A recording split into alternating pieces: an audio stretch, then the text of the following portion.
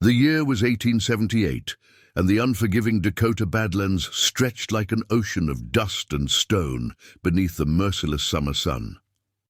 12-year-old Charlotte Miller had been missing for 4 days. 4 days without water, in a land where even the rattlesnakes sought shade. 4 days where temperatures climbed past 100 degrees by mid-morning. The search party had given up hope. Everyone, except for Ezra Blackwood, a half-crow scout who could read stories in the dust that others couldn't see. Before we jump back in, tell us where you're tuning in from.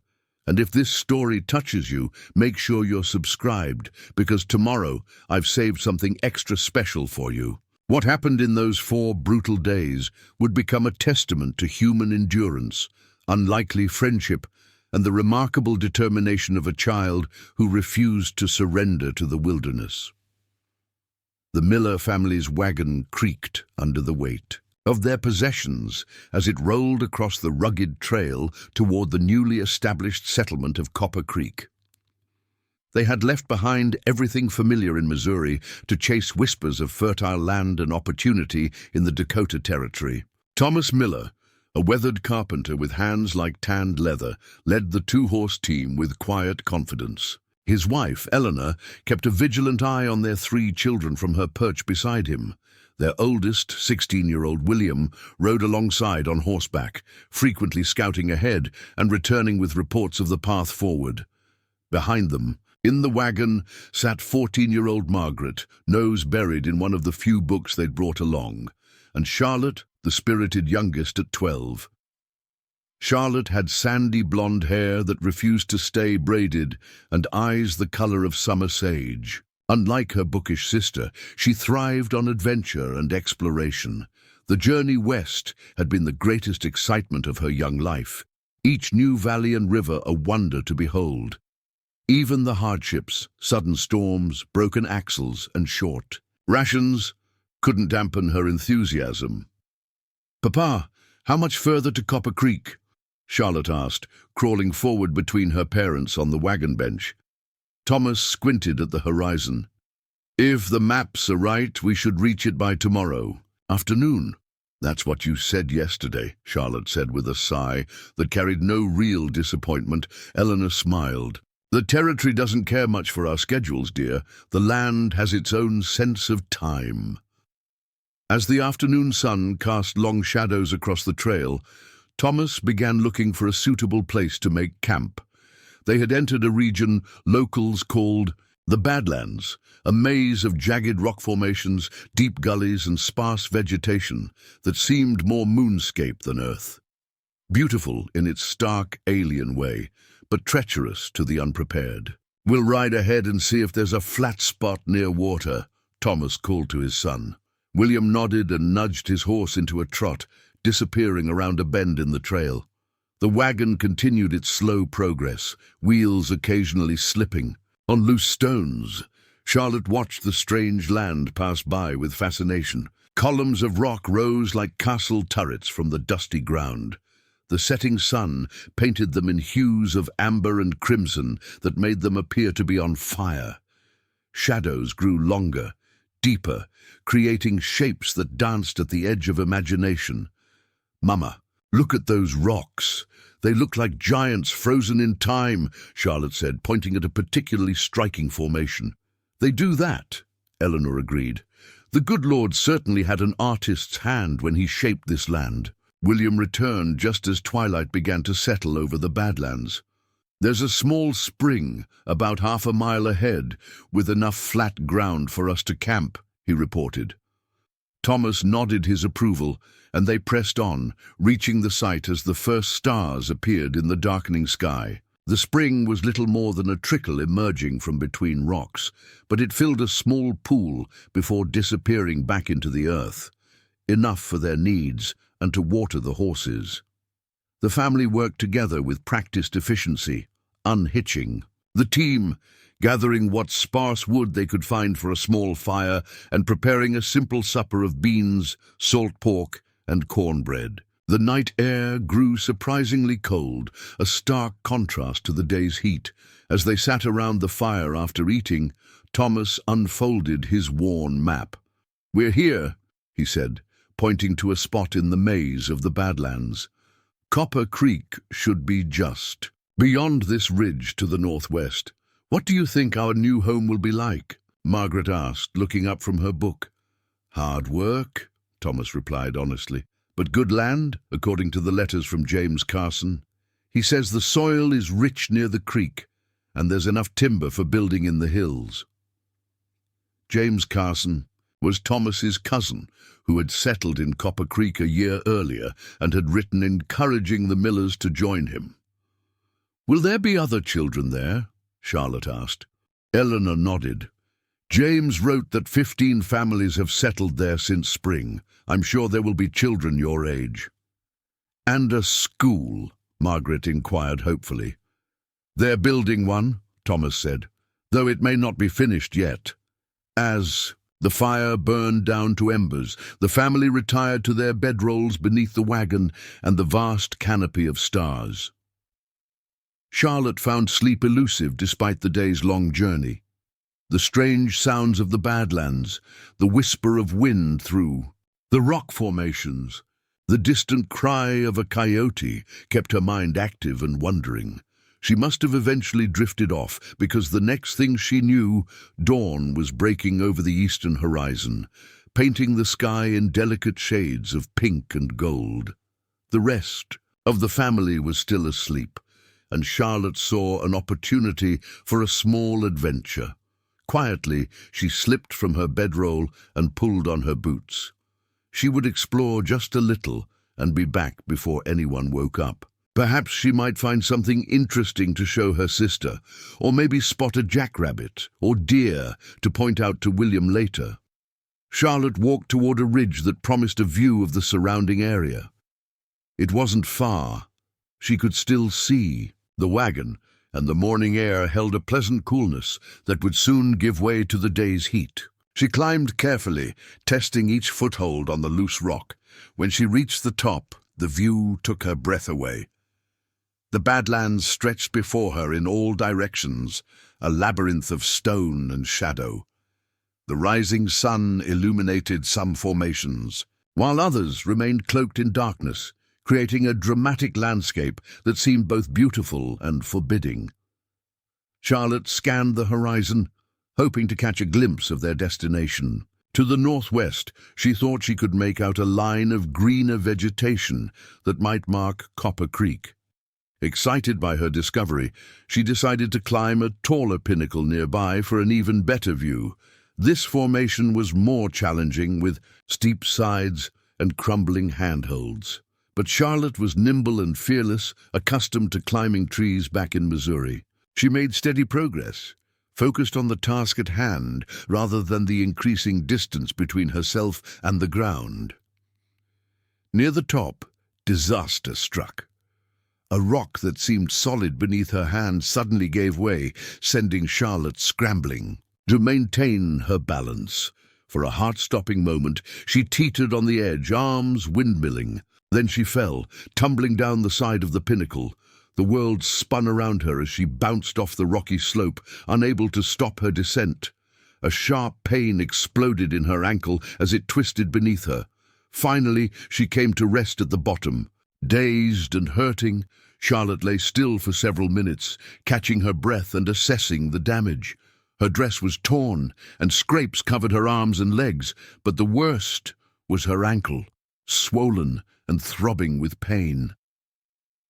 When she tried to stand, it wouldn't bear her weight. Fear began to creep in as she realized her predicament. She was injured, alone, and had wandered farther than she'd intended. The wagon was no longer visible from her position in a shallow ravine. "I need to get back," she whispered to herself, fighting against panic. Charlotte looked around for something to use as a walking stick and spotted a sturdy branch that must have washed down during some long-ago flood. Using it for support, she managed to stand and take a few painful steps. She climbed to higher ground, expecting to see the wagon and her family. Instead, she was met with an unfamiliar landscape of similar-looking rock formations stretching in all directions. In her fall and disorientation, she had lost track of which way she had come, "Hello," she called out, her voice sounding small against the vastness of the Badlands. "Mama! Papa!" Only the echo of her own voice answered. Charlotte tried to remain calm. Her father had taught all the children basic wilderness skills during their journey west. "If you get lost," he'd said, "stay put. Moving around just makes you more lost and makes it harder for folks to find you." But staying put wasn't an option. Her family didn't know where she'd gone. They were still asleep when she left, and she hadn't told anyone about her morning exploration. They wouldn't know where to look. The sun was climbing higher now, beginning to bake the rocky landscape. Charlotte needed to find her way back to the camp before the full heat of the day set in. She studied the position of the sun, trying to remember its orientation when she had first set out. "We camped to the east of the ridge," she reasoned aloud. "So, I need to go that way." Using her makeshift walking stick, Charlotte set off in what she hoped was the right direction. Each step sent jolts of pain through her ankle, but she gritted her teeth and continued. The terrain was challenging even for someone uninjured. Loose rocks shifted underfoot, steep gullies appeared without warning, and the sparse vegetation offered little shade from the increasingly hot sun. After what felt like hours, but was probably less than one, Charlotte stopped to rest in the shadow of a large boulder. Her water canteen remained at the camp, and thirst was already becoming a concern. The morning coolness had burned away completely, replaced by scorching heat that seemed to radiate from the rocks themselves. Preparing and narrating this story took us a lot of time, so if you're enjoying it, subscribe to our channel. It means a lot to us. Now back to the story. From her resting spot, Charlotte scanned the horizon again, hoping to spot the wagon, or smoke from the breakfast fire. Nothing but more Badlands as far as she could see. A sinking feeling settled in her stomach. She was well and truly lost. Meanwhile, back at the camp, the Miller family was awakening to start their final day of travel. Eleanor was the first to notice Charlotte's absence. "Thomas!" she called, voice tight with concern. "Charlotte's not in her bedroll." Thomas emerged from behind the wagon, where he'd been checking the horses. "Maybe she's just exploring nearby. You know how she is." But a quick search of the immediate area yielded no sign of their daughter. William mounted his horse for a wider search, while Thomas and Eleanor called Charlotte's name. Margaret stayed at the wagon in case her sister returned. As the morning wore on without any trace of Charlotte, the family's concern grew to alarm. William discovered small boot prints leading toward a ridge, but lost the trail on the rocky ground beyond. "She can't have gone far," Thomas insisted, though worry lined his face. "We'll find her." They delayed their departure, using the day to search instead. Thomas and William widened their search perimeter, while Eleanor and Margaret maintained a signal fire, hoping the smoke would guide Charlotte back if she was lost. By nightfall, there was still no sign of their youngest. The Millers faced the grim decision of whether to continue to Copper Creek, where they might gather more searchers, or remain and keep looking with their limited resources. "We can't leave her out there alone," Eleanor said firmly, tears in her eyes but resolve in her voice. "We'll stay," Thomas agreed. "But at first light, I want William to ride ahead to Copper Creek and bring back help. We need more eyes." None of the family slept much that night, taking turns to keep the fire burning bright. Each startling sound, in the darkness, brought hope that quickly faded. At dawn, William set off for Copper Creek with instructions to return with as many men as he could gather. Thomas and Eleanor resumed their search at first light, leaving Margaret at camp to maintain the signal fire and in case Charlotte found her way back. Unaware of her family's desperate search, Charlotte spent her first night alone in the Badlands, huddled in a small cave-like depression between rocks. Her exploration throughout that first day had only taken her deeper into the maze-like terrain. Exhaustion from pain and thirst had finally forced her to stop as darkness fell. The night had been terrifying. Strange sounds echoed through the rocks, skittering, creatures, the mournful howl of coyotes, the whisper of wind that sometimes rose to a howl. The temperature dropped dramatically, leaving Charlotte shivering in her thin dress. She had managed to gather a few sticks before nightfall and tried to start a fire as her father had taught her, but without proper kindling or matches, her efforts failed. Sleep came in fitful bursts, interrupted by cold, pain, and fear. When dawn broke on her second day alone, Charlotte was already awake, watching the sky lighten with a mixture of hope and dread. The new day brought light and warmth, but also the realization that she was no closer to finding her family. Thirst had become her most pressing concern. Her mouth felt like cotton, her lips cracked and painful. Charlotte had learned from her father that humans couldn't last long without water, especially in heat like this. "Water flows downhill," she remembered him saying during their journey. "If you're lost and need water, follow the land down." With this in mind, Charlotte began to make her way carefully down the gradual slope of the land, using her walking stick for support. Her injured ankle had stiffened overnight, making each step an exercise in pain management. By mid-morning, the heat had become oppressive again. Charlotte's progress slowed as she frequently needed to rest in whatever patches of shade she could find. Her stomach growled with hunger, but thirst was the more immediate threat. Late in the afternoon of that second day, Charlotte's persistence was rewarded. Following a dry stream bed, she discovered a small seep spring similar to the one her family had camped beside. Water trickled from between rocks, creating a small, muddy pool barely bigger than her two hands together. Charlotte nearly cried with relief. She waited patiently for the muddy water to settle before cupping her hands to drink. The water was warm and had a mineral taste, but it was the sweetest thing she'd ever experienced. She drank slowly, remembering her father's warnings about drinking too much too quickly when dehydrated. After satisfying her immediate thirst, Charlotte soaked her neckerchief in the spring and tied it around her head for cooling. She decided to camp near this precious water source. Using her walking stick, she cleared a small area of the sharpest rocks and gathered what meager plant material she could find to create a softer spot to rest. As the sun began to set on her second day alone, Charlotte tried again to make a fire, this time using the flintstone she always carried in her pocket, a gift from William on her last birthday. After numerous attempts, she managed to create sparks that caught on the driest grass she could find. Carefully nursing the tiny flame, she added progressively larger twigs until she had a small but steady fire.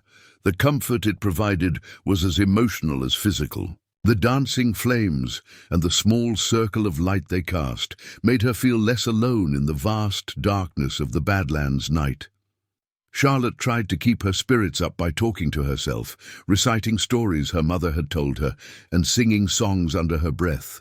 But as the second night wore on, fear and despair began to creep in around the edges of her determination. "They'll find me," she whispered into the darkness. "They have to be looking. I just need to stay alive until they do." With that thought, she fed another small branch to her fire and huddled closer to its warmth. In Copper Creek, William Miller arrived just before noon on the second day. His horse lathered from hard riding. The small settlement consisted of about 20 rough-hewn cabins, clustered near a creek that gleamed copper in the sunlight due to the mineral content of its bed. William rode straight to the cabin of James Carson, who was shocked to see his young, a cousin instead of the entire Miller family he'd been expecting. "Charlotte's missing," William explained breathlessly. "Lost in the Badlands. We need men to help search." James immediately took charge, ringing the settlement's bell to gather the community. Within an hour, 12 men had assembled, armed with rifles, water, and supplies for an extended search. Among them was Ezra Blackwood, a half-Crow man who worked as a scout and hunter for the settlement. Ezra stood apart from the others, tall and lean, with long black hair tied back with a leather thong. He listened quietly as William described, where they had last camped and the surrounding terrain. "I know that area," Ezra said when William finished. His voice was deep and measured, each word carefully chosen. "The Badlands are a maze, but they speak to those who know how to listen." James nodded respectfully toward Ezra. "If anyone can find sign of the girl, it's Blackwood. He reads the land better than any man I've met." The search party set out immediately, with William leading them back toward the Miller camp. They rode hard, covering ground quickly, but darkness forced them to make camp while still several hours from their destination. Around the campfire that night, Ezra asked William detailed questions about Charlotte: her size, the boots she wore, her knowledge of survival, her temperament. "She's small for 12, William said, "but she's smart and tough, never cries even when she's hurt. Pa says she's got more grit than sense sometimes." Ezra nodded thoughtfully. "That grit might keep her alive out there. The Badlands take the weak quickly, but sometimes they respect the strong." At first light, the search party continued their journey, reaching the Miller camp by mid-morning of what was now the third day of Charlotte's disappearance. Thomas and Eleanor's faces showed the toll of sleepless nights and constant worry, but hope rekindled at the sight of the search party. Ezra wasted no time. He examined the area around the camp, then followed the faint trail of small boot prints William had discovered on the first day. Where the others had lost the trail on the rocky ground, Ezra continued, his eyes picking up subtle signs invisible to the others: a displaced stone, a broken stem of a drought-resistant plant, the faintest impression in a patch of sand. "She went this way," he said with quiet confidence, pointing toward a series of rocky outcroppings, "and she was moving well at this point, no signs of injury." The search party spread out, following Ezra's lead. By mid-afternoon, he had tracked Charlotte's path to a tall pinnacle. At its base, he crouched down, examining the disturbed ground with intense focus. "She fell here," he announced, his voice tight. "From up there." He pointed to the steep side of the formation. "The ground tells of a hard landing. She was hurt but moved away under her own power." He indicated a new set of tracks, showing a dragging right foot, supported by what appeared to be a makeshift staff. Thomas's face paled. "Is she—" "Alive at this point, yes," Ezra confirmed. "And thinking clearly enough to find something to help her walk. That's a good sign." The trail became more difficult to follow after the fall site. Charlotte's path became erratic, doubling back in places, suggesting confusion or disorientation. The search party moved slower now, carefully covering each possible route she might have taken. As the sun began to set on the third day, Ezra called a halt. "We need to make camp. In this light, I could miss vital signs." The decision was difficult for the Miller parents to accept, but they understood the wisdom in it. Another night would pass with Charlotte alone in the Badlands. That same evening, Charlotte was huddled by her small fire at the spring she had discovered. Her situation had deteriorated over the course of the day. The spring provided enough water to sustain her, but hunger was now a constant companion. She had tried eating some berries from a small bush growing near the spring, but had spit them out immediately, remembering her father's warnings about unfamiliar plants. Her injured ankle had swollen further despite her efforts to keep it immersed in the cool spring water. The pain had settled into a constant throbbing that spiked whenever she tried to put weight on it. Worst of all, Charlotte was beginning to lose hope. 3 days had passed since she'd wandered away from the wagon. If her family was searching for her, wouldn't they have found her by now? Had they given up, continued on to Copper Creek without her? "No," she said aloud, her voice cracking from disuse and dehydration. "They wouldn't leave. They're still looking." To keep herself focused on survival rather than despair, Charlotte busied herself with improving her small camp. She gathered more wood for her fire, created a softer bed of grass, and used her knife to cut strips from the hem of her dress to bind her ankle more securely. As night fell, Charlotte found herself talking to the fire as if it were a companion. "We'll be fine," she told the flames. "Someone will come. And if they don't, we'll figure out how to find Copper Creek ourselves." She fed another stick to the fire and watched the sparks rise toward the star-filled sky, clinging to hope as tenacious as she clung to life in this harsh and beautiful wilderness. Dawn broke on the fourth day with a blood-red sky. Ezra Blackwood was already awake, kneeling on a rocky outcrop, watching the sunrise paint the Badlands in crimson and gold. He had risen before the others, seeking the quiet communion with the land that had saved his life many times before. The girl's trail had grown cold yesterday. Too many hard surfaces where her passing left no mark. But Ezra knew the Badlands held secrets for those patient enough to look. He closed his eyes, listening to the whisper of the wind through the stone sentinels. When he opened them again, his gaze had sharpened with purpose. By the time the rest of the search party stirred, Ezra had already picked up Charlotte's trail again, a single strand of sandy blonde hair caught on a thorny bush, the barest scuff on a stone that might have supported a makeshift walking stick. These weren't tracks, as most men understood them, but they were a story written across the landscape for those who knew how to read it. "She went this way," Ezra announced, pointing toward a descending gully. "She's thinking clearly, following the low ground where water might collect." Thomas Miller's exhausted face brightened with hope. "Is she far?" "Can't say," Ezra replied. "Honestly, but she's moving with purpose. That's good." The search party followed Ezra's lead, moving carefully through the labyrinthine terrain. The Badlands seemed designed to confuse and disorient. Identical-looking formations, dead-end canyons, false horizons. But Ezra moved with quiet confidence, pausing occasionally to study the ground or a disturbed plant. "How can you possibly see anything in this rocky wasteland?" asked one of the men from Copper Creek, bewilderment clear in his voice. Ezra's expression remained impassive. "The land speaks if you learn its language.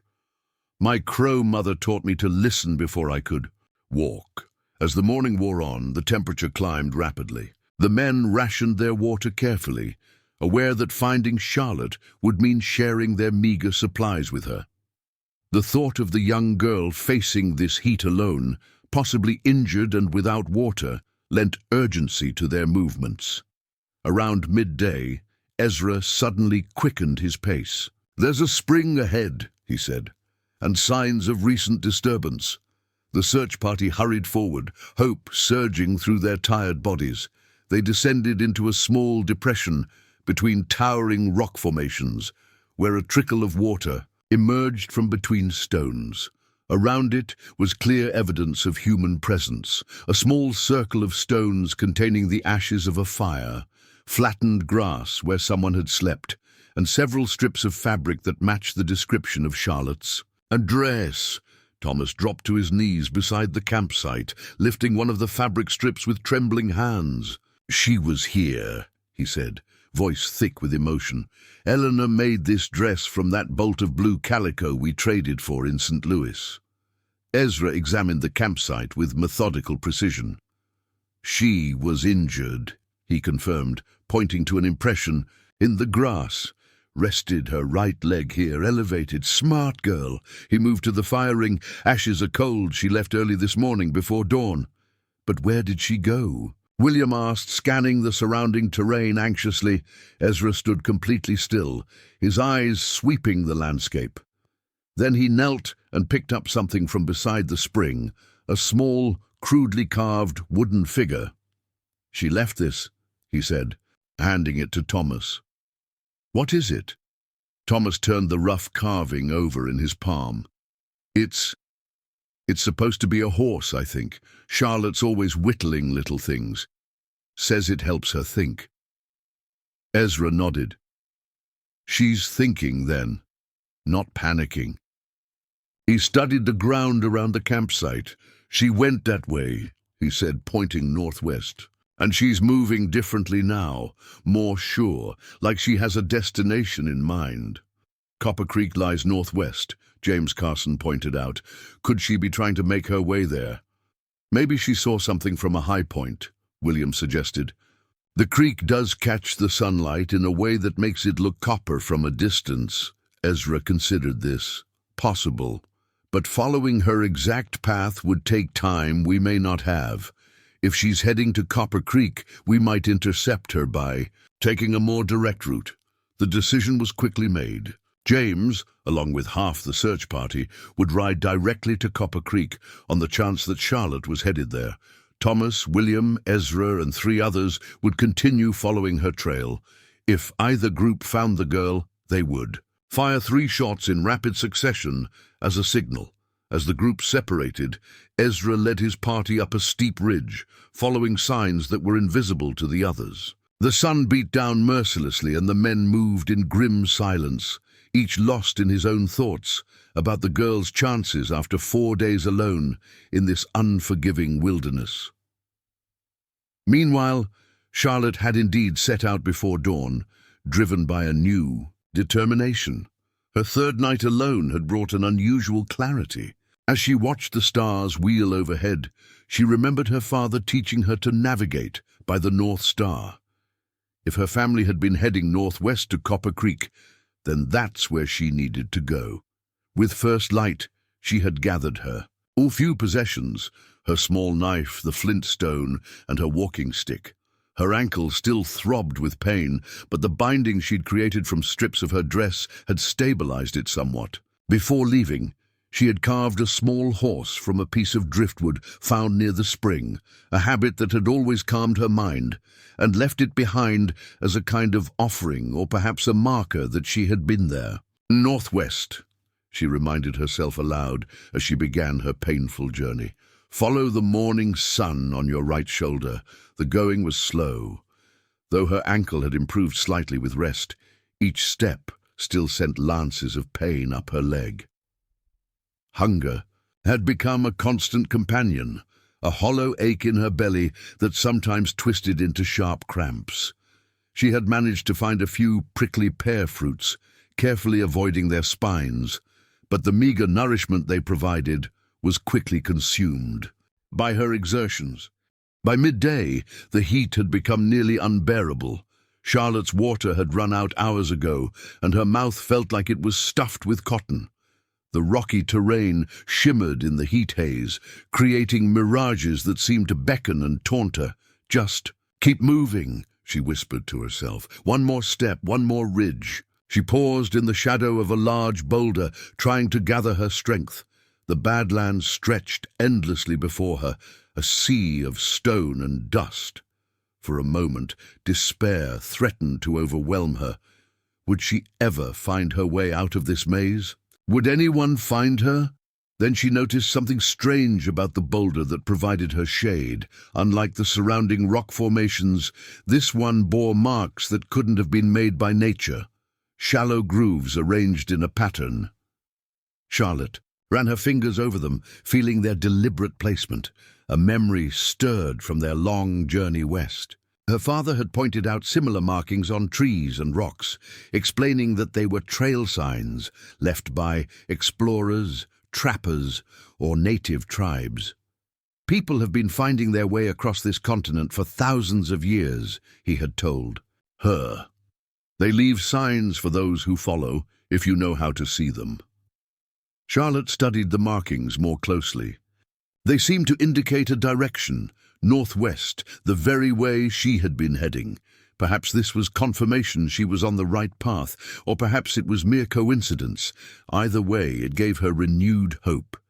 She pushed on, keeping the sun's position in mind as she navigated the broken landscape. Twice more that afternoon, she found similar markings on strategically placed stones, each time leading her forward. As the sun began its descent, Charlotte crested a ridge and stopped, her heart pounding with a mixture of hope and disbelief. In the distance, where the harsh Badlands began to give way to gentler terrain, she could make out what appeared to be a thin line of greener vegetation snaking across the landscape. A creek, possibly Copper Creek itself. The sight gave her a second wind. If she could reach the creek by nightfall, she would have water and might even find the settlement or her family. She quickened her pace despite her pain, driven by the promise of salvation ahead. But the Badlands had one more challenge in store for her. As Charlotte descended from the ridge, focused on her distant goal, she failed to notice the narrow crevice, hidden by shadow.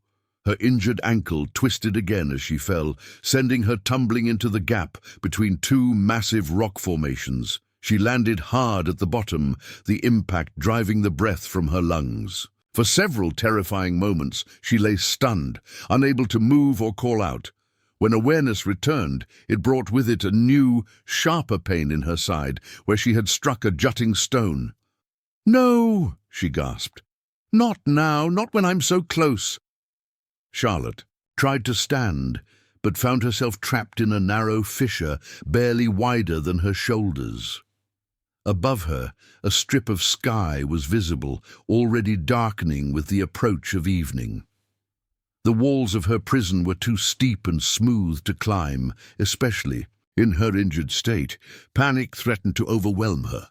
After everything she had endured, was this to be her fate, trapped in a stone coffin with salvation visible but unreachable? She closed her eyes and took several deep breaths, forcing the fear down. "Think," she told herself firmly. "There's always a way." Charlotte examined her surroundings more carefully. The crevice extended like a narrow canyon in both directions. One end appeared to dead end against a sheer wall, but the other seemed to continue around a bend. With no other options, she began to drag herself along the sandy bottom of the fissure, using her arms to pull her forward when standing proved impossible in the confined space. The going was painfully slow.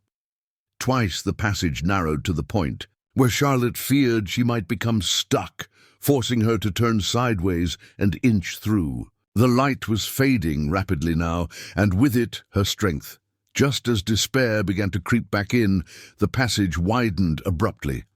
Charlotte found herself in a small, circular chamber with walls that soared upward to an opening about 15 feet. Above, the last rays of the setting sun slanted through this natural skylight, illuminating the space with golden light. To her astonishment, Charlotte was not alone in this hidden place. The chamber walls were covered with faded paintings, handprints in red ochre, stylized animals, and geometric patterns. The floor held the remains of ancient fires, and in one corner sat a stack of oddly regular stones that could only have been deliberately placed. "People were here," Charlotte whispered, her voice echoing slightly in the enclosed space. "Long ago." The realization brought both comfort and melancholy. Others had found this hidden place and left their mark, perhaps hundreds of years ago. Would anyone find her? With night approaching and no way to climb out, Charlotte resigned herself to spending her 4th night alone in the Badlands in this strange sanctuary. She was too exhausted to continue searching for a way out in the darkness. Using her knife, she scraped together what dry plant material she could find on the chamber floor and used her flint to start a small fire. The flames cast flickering shadows across the ancient paintings, bringing them to a semblance of life. As Charlotte huddled beside the meager warmth, she felt a curious connection to those who had sheltered here before her. They too had faced the harshness of this land, had sought refuge from its extremes, had perhaps looked up at the stars through the same opening above. "I'll find my way out tomorrow," she promised herself, as her eyes grew heavy. Just like they did. Sleep claimed her quickly, the exhaustion of her ordeal finally overwhelming her determination to stay awake. While Charlotte slept in her hidden chamber, Ezra and the search party continued to follow her trail until darkness made further progress impossible. They made camp on a ridge overlooking the lower Badlands, where the first hints of the Creek Valley could be seen in the distance. She was heading in the right direction, Ezra told Thomas as they sat beside their fire. Toward Copper Creek. Thomas stared into the flames, his face haggard with worry. But will she make it? 4 days alone out here. It's a miracle she survived this long. Ezra was silent for a long moment.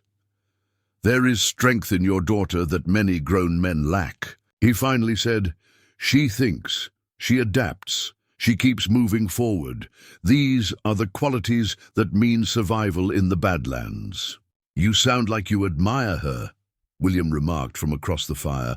A ghost of a smile touched Ezra's normally impassive face. I have tracked many people across many terrains for many reasons. Few have shown such persistence. Is that enough? Thomas asked quietly. Ezra met his gaze steadily. Sometimes it is everything. The night passed slowly for the searchers, each man lost in his own thoughts. Thomas dozed fitfully, starting awake at every sound from the surrounding darkness. William kept the fire fed, his young face set in lines of determination. Ezra sat slightly apart, watching the stars and listening to the night sounds of the Badlands with the practiced attention of a lifetime spent in wild places. Dawn found the search party already moving, following Ezra as he picked up Charlotte's trail once more. The signs were becoming harder to find. The girl was moving more efficiently now, disturbing less of her surroundings, perhaps conserving her strength. She passed here not long ago, Ezra said, as they descended into a broad, shallow valley. The disturbed sand is still sharp-edged, not yet softened by wind. Hope surged through the group. They quickened their pace, scanning the horizon for any sign of movement. The terrain was beginning to change, the stark rock formations giving way to more open ground scattered with stunted junipers and sage. There, William suddenly called out, pointing to a ridge about a half-mile ahead. I saw something move. Ezra shaded his eyes, studying the distant ridge. Not the girl, he said after a moment. Too large, probably a deer or antelope. Disappointment settled over the group, but they pressed on, following Ezra's lead as he tracked Charlotte's increasingly faint trail. They crossed a dry streambed, climbed another ridge, descended into yet another rocky valley. It was there that Ezra suddenly stopped, holding up a hand to halt the others. He crouched down, examining something on the ground with intense focus. What is it? Thomas asked, kneeling beside him. Ezra pointed to a disturbed area in the sandy soil. She fell here, recently. His fingers traced the edge of what appeared to be a narrow crevice partially hidden by overhanging rock. Down there. Thomas's face was drained of color. Is she... But Ezra was already moving, circling the area, studying the ground. She wasn't alone when she fell, he said, his voice taut with sudden urgency. Others were here, men, heavy boots, at least 3. Copper Creek men, William suggested. Part of James's group? Ezra shook his head, his expression grim. No, these are not settlement boots. These are... He hesitated, then finished simply, others. Thomas and William exchanged alarmed glances.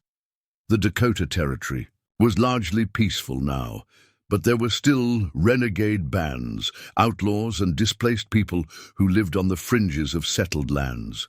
Bandits, one of the other searchers suggested. Or worse, another muttered. Ezra silenced them with a sharp gesture. No time for speculation. The girl is in danger. He pointed to tracks leading away from the crevice. They took her that way. East, away from Copper Creek, Thomas said, his voice hollow with dread. Why? William demanded. Why would anyone take a half-starved, injured girl? Ransom, perhaps, one of the Copper Creek men suggested. If they know who her family is. Or they might just be helping her, another offered, though his tone suggested he didn't believe it himself. Ezra's face was unreadable as he studied the tracks more carefully. They're moving fast, but not running. The girl is being carried, not dragged. He stood, his decision made. We follow. Now. The search party moved with renewed urgency, all fatigue forgotten in the face of this new development. Ezra led them, at a pace that had the others struggling to keep up, his normally deliberate tracking now charged with barely contained energy. They traveled east for nearly 2 hours, the terrain gradually changing as they moved away from the heart of the Badlands, toward the prairie beyond. The tracks they followed made no attempt at concealment, 3 men moving with purpose, one carrying a burden. As they crested a rise, Ezra suddenly dropped into a crouch, signaling the others to do the same. In the shallow valley below, about a half-mile distant, 3 figures could be seen moving on foot. One appeared to be carrying something in his arms. Thomas's hand went to his rifle, but Ezra stopped him with a touch. "Wait," he said softly. "Something isn't right." He studied the distant figures through narrowed eyes, then suddenly relaxed, a look of understanding crossing his face. "What is it?" Thomas demanded. "Who are they?" Ezra turned to him with the first full smile any of them had seen from him. "They are my people," he said simply. "Crow hunters from the Northern Agency, and yes, they have your daughter." Relief and confusion warred on Thomas's face. "Are you certain? How do you know they mean no harm?"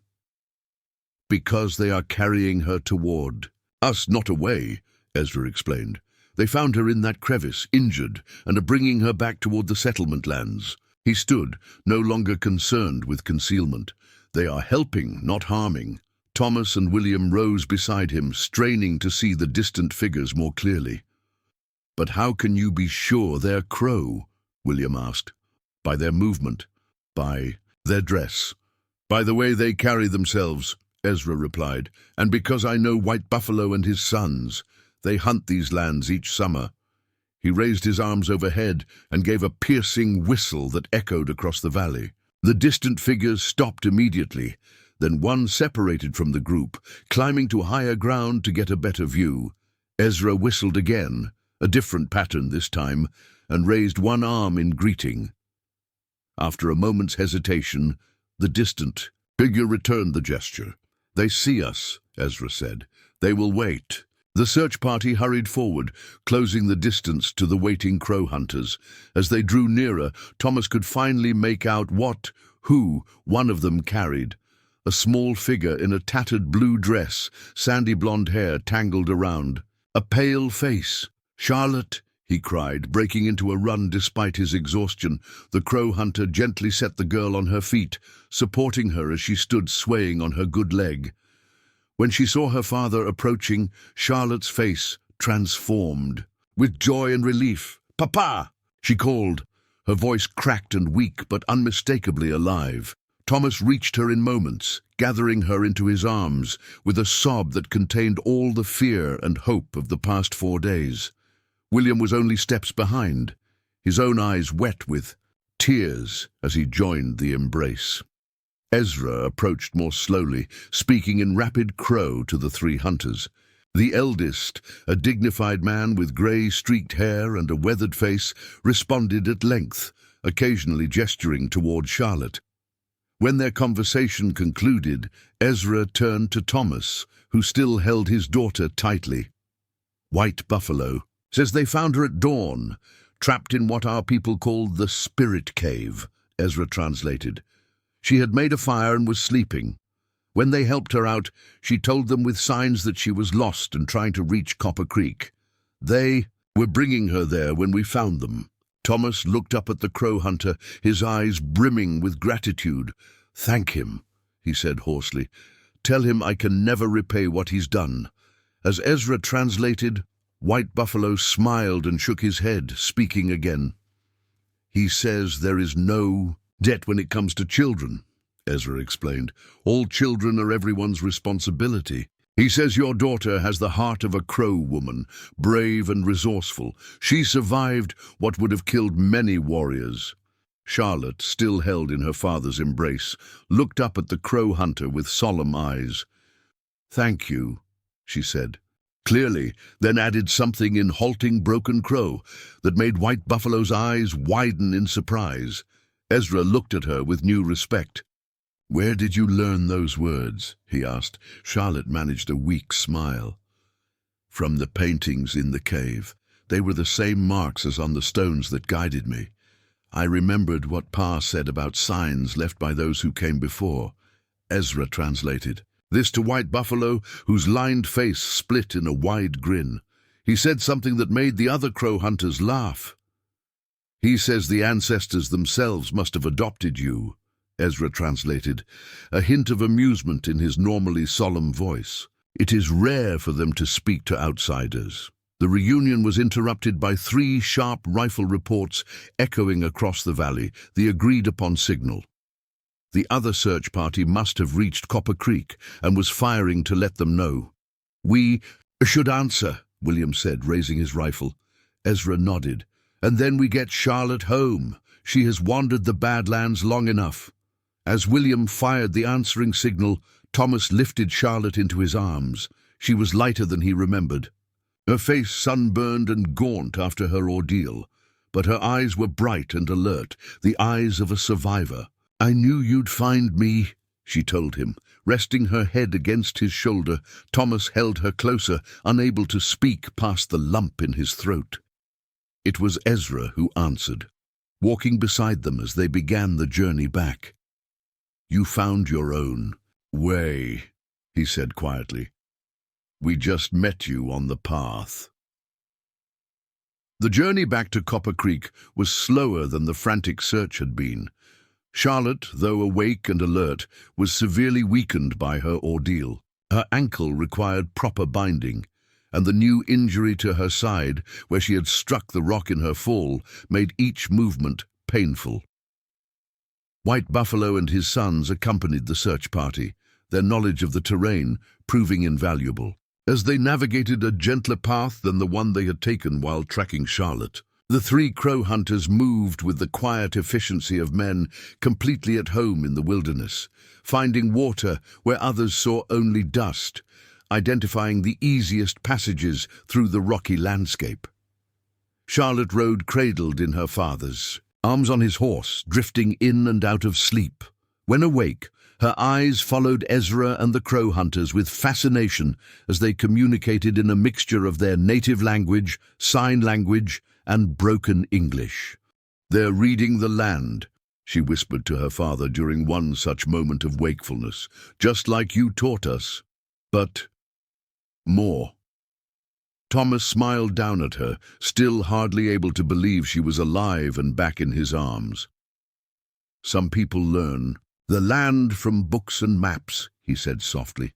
"Others are born knowing it in their bones." Charlotte nodded, her eyes still on Ezra as he conferred with White Buffalo about the path ahead. "Which am I, Papa?" Thomas considered this. "I think you might be both, Charlotte Miller. You've got your mother's head for learning and your old pa's instincts." He brushed a strand of tangled hair from her forehead. "And a fair bit of grit that's all your own." By midday, the landscape began to change more dramatically. The stark, alien beauty of the Badlands gradually gave way to gently rolling prairie dotted with stands of cottonwood and willow that signaled the approach of Copper Creek. When they crested a final ridge, the small settlement came into view. In the valley below, a cluster of cabins and a few larger structures nestled along the gleaming curve of the creek. Even from a distance, they could see unusual activity in the settlement. People moved about with purpose, and several riders appeared to be preparing to depart, likely additional searchers readying to join the hunt for Charlotte. William rode ahead, waving his hat and calling out. The reaction was immediate. A cheer went up from the settlement, and riders raced up the slope to meet them. Among them was James Carson, his face transformed with relief when he spotted Charlotte. "You found her!" he called as he reached them. "Thank God!" His eyes took in the crow hunters with surprise, then understanding, as Ezra quickly explained their role in Charlotte's rescue. The procession into Copper Creek became something of an impromptu celebration.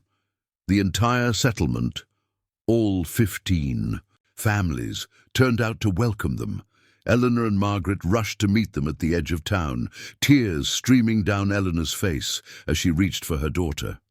"My baby," she sobbed as Thomas carefully transferred Charlotte into her arms. "My brave, foolish, wonderful girl." Margaret hovered at her mother's shoulder, for once at a loss for words, her fingers gently touching her sister's arm as if to confirm she was real. The Millers were escorted to James Carson's cabin, where the settlement's unofficial healer, a stern-faced woman named Martha Jenkins, was waiting to tend to Charlotte. The Crow hunters declined the invitation to enter the settlement, preferring to make their camp on the outskirts, as was their custom when near white settlements. Only Ezra seemed able to move comfortably between the two worlds, translating James Carson's formal thanks and gifts to White Buffalo and his sons, then returning to check on Charlotte's condition. The girl had formed an unlikely bond with the taciturn scout, and her eyes lit up each time he appeared in the doorway of the cabin. Martha Jenkins confirmed what they had already suspected. Charlotte was suffering from dehydration, exposure, a severely sprained ankle, and bruised ribs from her fall, but remarkably, she had avoided any life-threatening injuries or illness during her 4 days alone in the Badlands. "She's young and strong," Martha pronounced after her examination, "and luckier than anyone has a right to be. With proper rest and care, she'll heal completely." That evening, as Charlotte rested comfortably in a real bed for the first time in nearly a week, the adults gathered around James Carson's table. Eleanor had reluctantly left her daughter's side only after she had fallen into a deep healing sleep, with Margaret keeping watch beside her. "I still can't believe she survived out there alone," James said, shaking his head in wonder. "The Badlands have claimed the lives of grown men with far more experience." "She's a remarkable child," Thomas agreed, his voice rough with emotion. "Always has been. But even so—" He looked to Ezra, who sat quietly at the end of the table.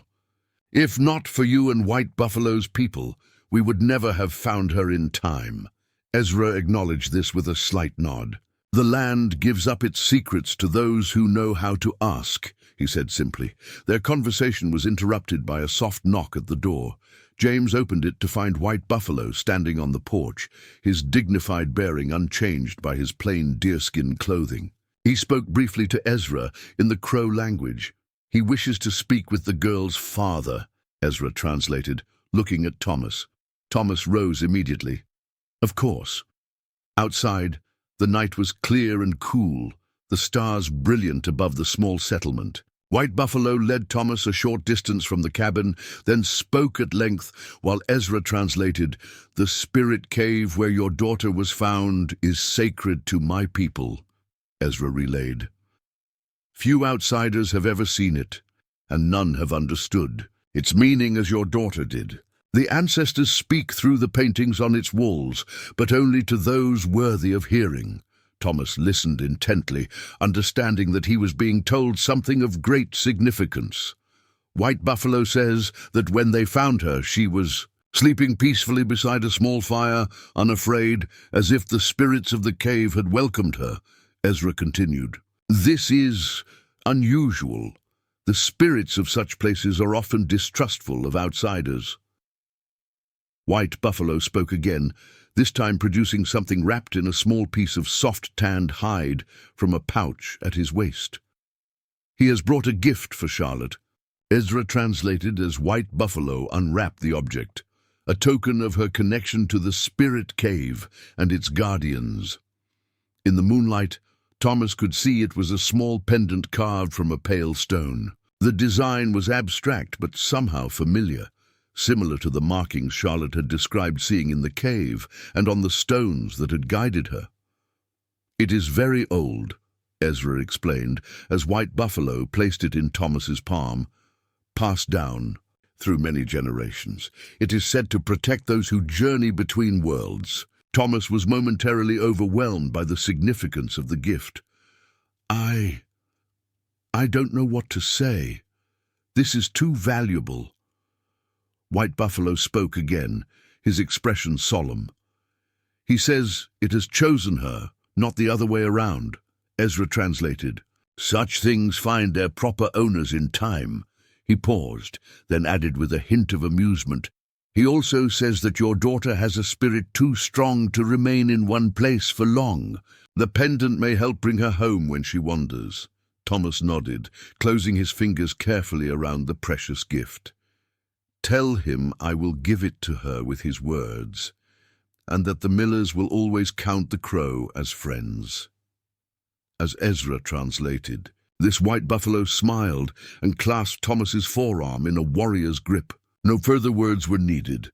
The next morning, Charlotte woke to find sunlight streaming through the cabin windows and her mother dozing in a chair beside her bed. For a disorienting moment, she thought she was back home in Missouri. But then, the events of the past week came rushing back. She shifted slightly, wincing at the pain in her side.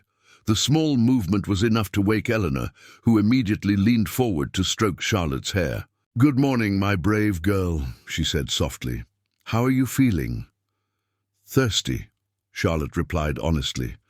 "And I'm sore all over, but alive." Eleanor helped her drink from a cup of cool water, then rearranged her pillows so she could sit up more comfortably. "Your father and brother will be so happy to see you awake.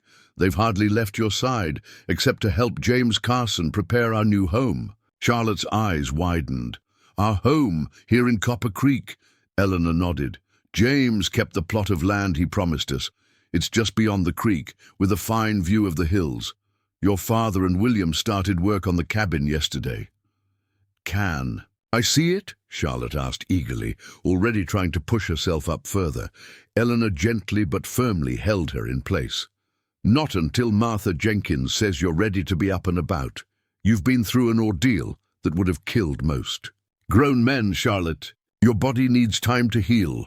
Charlotte reluctantly settled back, knowing her mother was right, but her mind was already racing ahead, imagining their new home and all the exploring she would do once she was well again.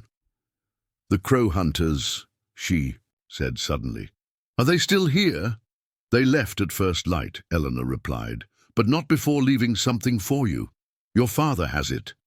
As if summoned by their conversation, Thomas appeared in the doorway, his face lighting up when he saw Charlotte awake.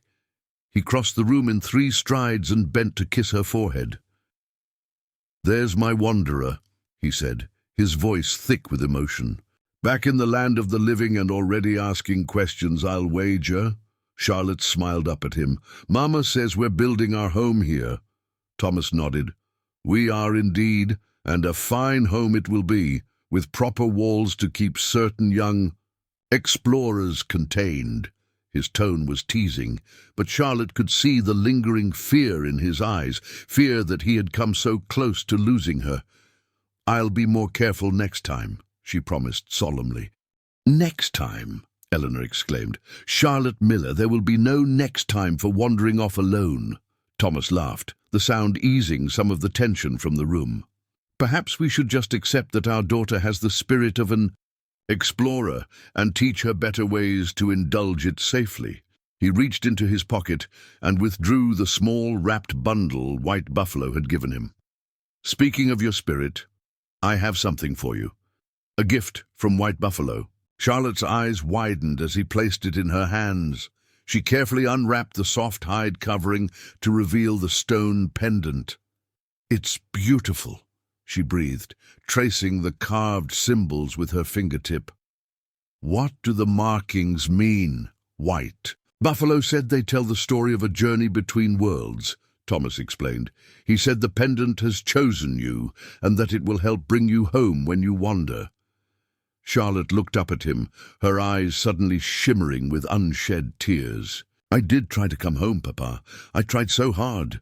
Thomas gathered her gently in his arms, mindful of her injuries. "I know you did, my brave girl, and you nearly made it on your own." He held her until her tears subsided, then helped her tie the pendant around her neck. The next 2 weeks passed in a blur of activity for the Miller family. Charlotte's strength returned gradually under Martha Jenkins's stern but effective care. Thomas and William, with help from the other men of the settlement, made rapid progress on their cabin. Eleanor and Margaret quickly integrated into the small community, with Eleanor's skill at preserving food and Margaret's ability to teach basic letters, earning them immediate respect. Charlotte, confined to bed or chair for much of this time, chafed at the restrictions, but found an unexpected visitor helped pass the long hours of enforced rest. Ezra Blackwood, to everyone's surprise, took to stopping by the Carson cabin where the Millers were temporarily housed. He would sit quietly beside Charlotte's bed, showing her how to identify different types of tracks in the small patches of dirt he brought, teaching her words in the Crow language, or simply listening as she recounted her time alone in the Badlands. "You read the land well for one so young and untaught," he told her one afternoon, as she described following the course of a dry stream bed to find water. "Many survive by luck, few survive by understanding. I remembered what Papa taught us," Charlotte said, "about following the land down to find water and using the North Star to navigate." Ezra nodded approvingly. "Good teachings, but you added your own wisdom to them. The carvings you left at your campsite, the horse, that was clever. It told us much about your state of mind." Charlotte looked surprised. "I didn't leave it as a sign. I always carve things when I'm thinking. It helps me sort out my thoughts." "The best signs are often those we leave without meaning to," Ezra replied, with one of his rare smiles. "They speak truth precisely because they are unconsidered." By the end of the second week, Charlotte was finally allowed to leave the cabin, though only in a chair that William carried for her. Her first request was to see their new home. The Miller cabin stood on a gentle rise beyond the creek, just as Eleanor had described. Though still unfinished, its sturdy log walls and proper stone chimney promised comfort and permanence. Thomas had positioned it to capture the morning sun and provide a view of both the settlement and the distant hills. "It's perfect," Charlotte declared, as William set her chair in the shade of a large cottonwood that would shelter the cabin from the worst of the summer heat. "I can see everything from here." "That was the idea," Thomas said dryly. "Keep an eye on our wanderer." But his tone was affectionate, and Charlotte knew the worst of his fear and anger over her misadventure had faded. In its place was a new respect, not just from her father, but from the entire settlement. Word of her survival in the Badlands had spread, and she had become something of a local legend already. The children of Copper Creek, initially shy around the Badlands girl, gradually warmed to her as she regained her strength and began to join in their games, modified to accommodate her still healing ankle. They peppered her with questions about her ordeal, their eyes wide with a mixture of horror and admiration as she described the spirit cave and its ancient paintings. 3 weeks after her rescue, Charlotte was finally able to walk without assistance, though Martha Jenkins still insisted on a cane and frequent rest. The Miller family had moved into their new cabin, though much of the interior finishing work remained to be done. Life was beginning to settle into the rhythms of frontier existence, hard work punctuated by moments of community celebration and quiet family evenings. On a warm evening in early August, as the Millers sat on their new porch watching the sunset paint the western sky in hues of orange and pink, a familiar figure appeared on the path from the settlement. Ezra Blackwood approached with his usual measured stride, something long and wrapped in cloth carried carefully in his hands. "Evening, Blackwood," Thomas called in greeting. "What brings you out of our way?" Ezra nodded a greeting to the family, his eyes coming to rest on Charlotte, who sat with her healing ankle propped on a small stool. "I've brought something for Charlotte," he said, his usually taciturn manner softened slightly. "A gift before I leave." "Leave," Charlotte echoed, unable to keep the disappointment from her voice. "Where are you going?" "North," Ezra replied, "to the Crow Agency for a time, then west toward the mountains before winter comes." He handed her the wrapped object. "Open it. Charlotte carefully unwrapped the cloth to reveal a walking stick unlike any she had seen before. Made from a single piece of ash wood, it was polished to a warm glow and intricately carved along its length with symbols similar to those on her pendant. The handle was shaped to fit a hand comfortably, and the tip was capped with a small piece of metal to prevent wear. "It's beautiful," she breathed, running her fingers over the carvings. "The stick that helped you survive was temporary," Ezra said simply. "This one is meant to last, a proper tool for a pathfinder." The significance of the gift was not lost on Charlotte or her parents. In frontier culture, such a tool was not merely practical but symbolic, an acknowledgement of passage into a new level of responsibility and capability. "I don't know what to say," Charlotte said, looking up at Ezra with genuine emotion. "Thank you seems too small." Ezra shook his head slightly. "No thanks needed between pathfinders. The land speaks to you as it does to me. Different voices, perhaps, but the same language." He turned to Thomas and Eleanor. "Your daughter has a gift. She sees what others miss. Teach her to use it wisely, and she will never truly be lost again." Thomas extended his hand, which Ezra clasped firmly. "We will, and you'll always have a place at our fire when your travels bring you back this way." Ezra nodded, then turned to leave. Charlotte suddenly called after him, "Will you come back to tell me about the mountains?" He paused, looking back at her with that rare, subtle smile. "Perhaps. Or perhaps you will find them yourself someday. The paths are there for those who can see them." With that, he continued down the path, his silhouette gradually blending with the gathering dusk until he seemed to become one with the landscape he read so well. Charlotte sat on the porch long after the others had gone inside, her fingers tracing the carvings on her new walking stick as she watched the stars emerge in the darkening sky. The pendant white buffalo had given her rested warm against her skin, a tangible connection to her time in the Badlands. She thought about the spirit cave with its ancient paintings, about White Buffalo and his sons who had found her when all seemed lost, about Ezra, who had tracked her impossible path across the Badlands, different worlds that had briefly intersected with her own, changing her forever. Charlotte Miller had entered the Badlands as a child. She had emerged as something else, not quite an adult, but no longer merely a girl. She had faced the wilderness alone and survived not just by luck, but by wit and will and a connection to the land she was only beginning to understand. The frontier stretched vast and mysterious beyond the boundaries of Copper Creek. Somewhere out there, the mountains Ezra had mentioned rose toward the sky. Somewhere beyond them, other lands, other wonders waited. For now, Charlotte was content to be home, surrounded by her family, healing in body and growing in spirit. But the pendant at her throat and the walking stick in her hand were promises of sorts, reminders that while home was precious, the path always continued onward for those with the courage to follow it. And Charlotte Miller, the girl who had wandered the Badlands for days until a crow scout found her tracks in the dust, knew with quiet certainty that someday, when her ankle was fully healed and her family secure in their new life, she would take up that path again. Wiser now, better prepared, but just as determined to discover what lay beyond the next horizon. 5 years later, summer 1883, the settlement of Copper Creek had grown from a scattered collection of cabins to a proper frontier town.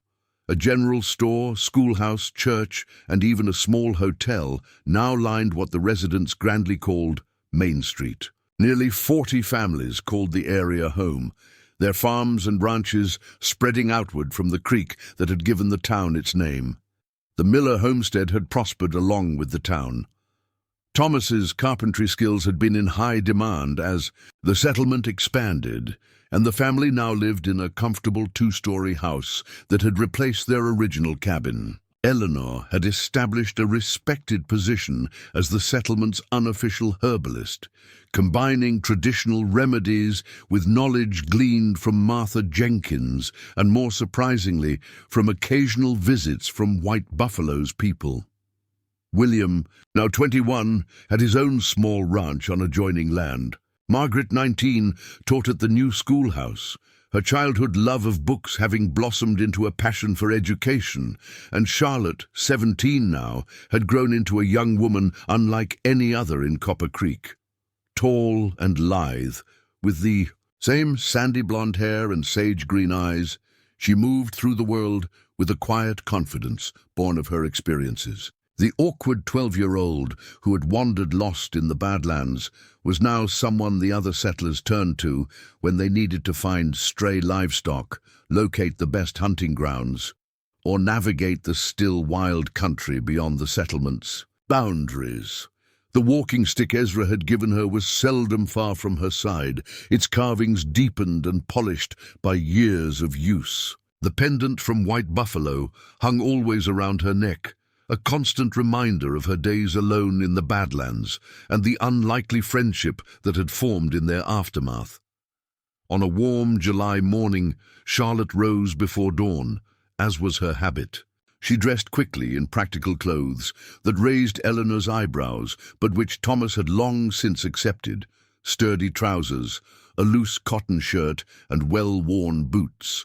Her hair was braided simply down her back, and her wide-brimmed hat hung ready by the door. "Going out?" Thomas asked, already at the table with his morning coffee.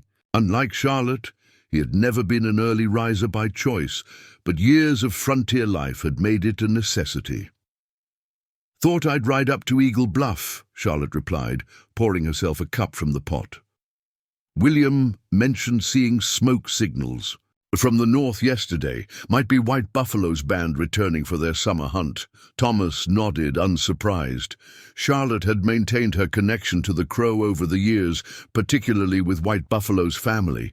Twice yearly, the old hunter brought his band to the hunting grounds north of Copper Creek, and Charlotte had made it her tradition to be the first to greet them, often riding out with gifts from the settlement.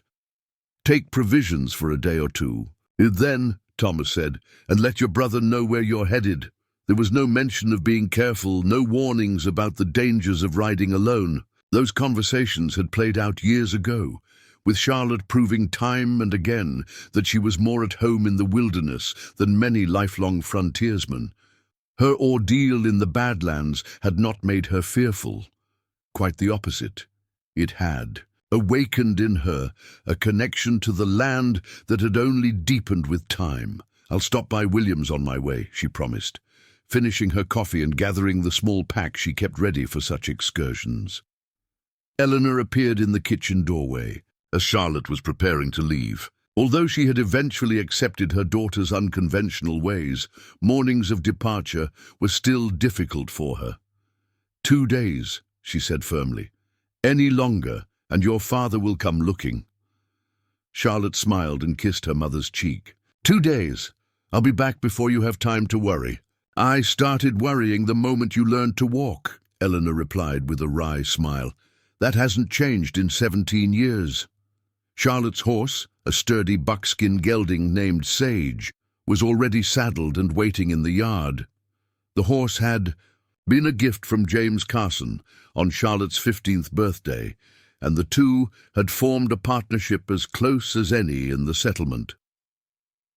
She mounted with practiced ease, adjusted her hat against the rising sun, and set out at a comfortable trot. The morning air was cool and sweet, with the scent of prairie grass and wildflowers. To the east, the first golden rays of sunlight were just beginning to illuminate the distant edge of the Badlands, turning the rocky formations into silhouettes of gold and shadow.